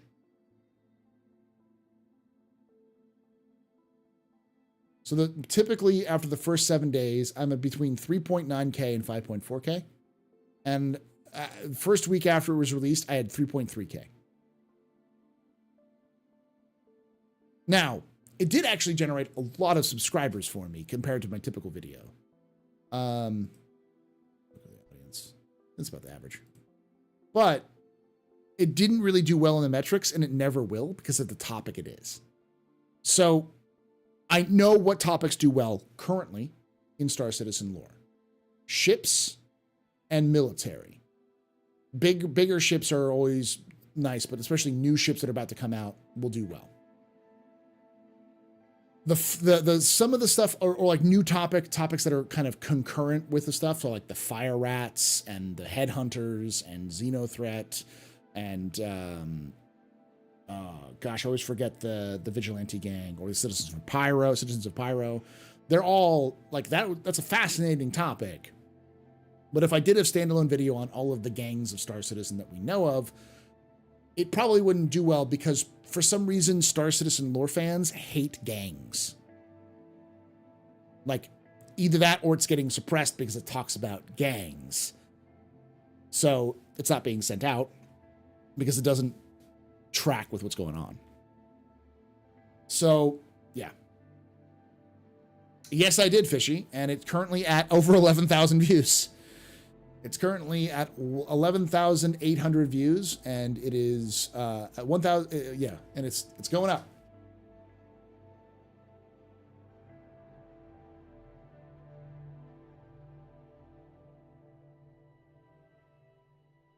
Starfield playthrough. I've done it before. I actually did a lore video on Starfield as well, which did really well.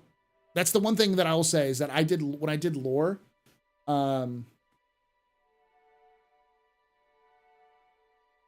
You want to dance?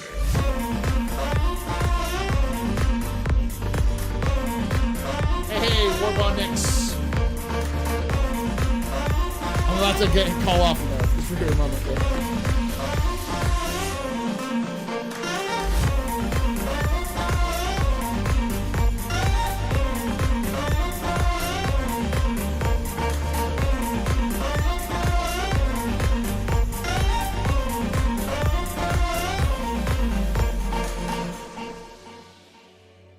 Welcome, everybody. How you doing? You were conducting a science experiment. Well, I don't know. Hopefully this science experiment was correct. My name is Paul Berserker01 Batman Shelley, your humble host and space bartender here at the AstroPub. Welcome to the Dem Biddies. Party. Thank you, NH. Your lore fans had so many wedgies. I fit a storm into a Connie Phoenix. It worked. You closed it and it worked. However, oh, I love that. Okay.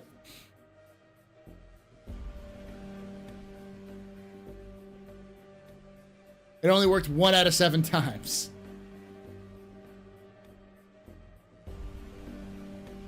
The only religion we know well in Star Citizens is the Pyro Cult, the Fire Rats. Also, the Church of the Traveler.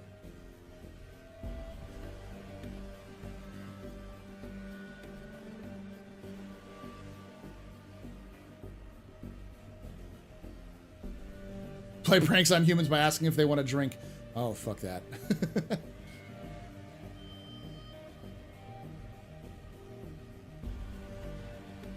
There's a chance it will work, but most of the time it will close. It will get too close to the ceiling and start freaking out. Okay.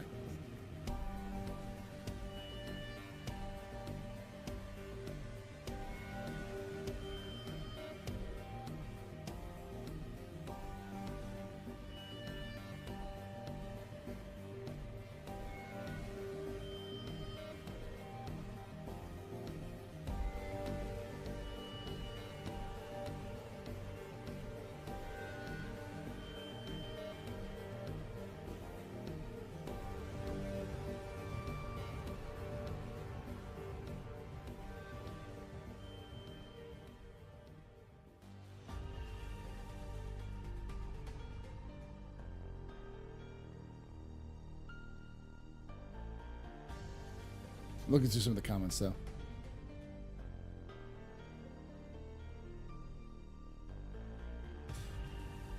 So yeah, we're going to wrap this up and head out.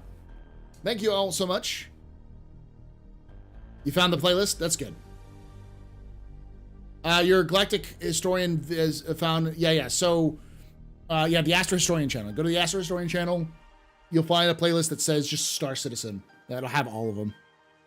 Thank you for hanging out. Love your faces. I'm going to head out. I'll be back tomorrow around 8 p.m. Eastern. And I'm going to be doing a lore tour. I'm going to be broadcasting it on Twitch and on YouTube. But I'm going to be broadcasting it on YouTube under the Astro Historian channel.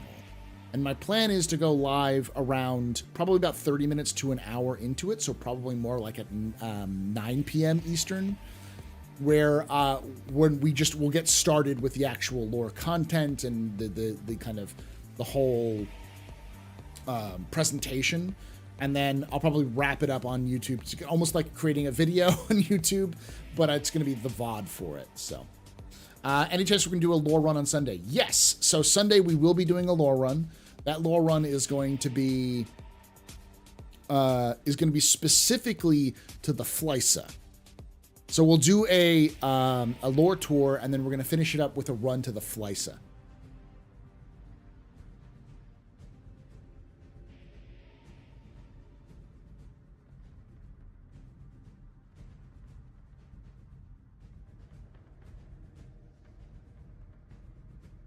Because Sunday is Aegis Day, and I figured what a better day and a better time to run to the crashed Aegis Javelin in the on Daymar. Be pretty cool. So we'll try to figure that out as well.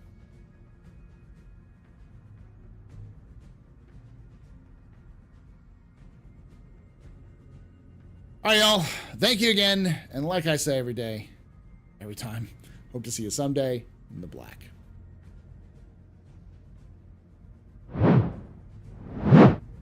Drunk Admiral's Jaff.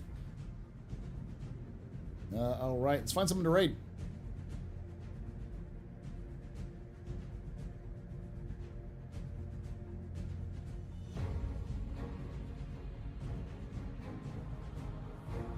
I've already raided Obdi before, like pretty recently too. Oh, Mr. Moon's doing an RP stream. That's nice. I love Mr. Moon. Mr. Moon's one of my heroes. Gabby's is also doing one, so we're just gonna go to the Gab stream.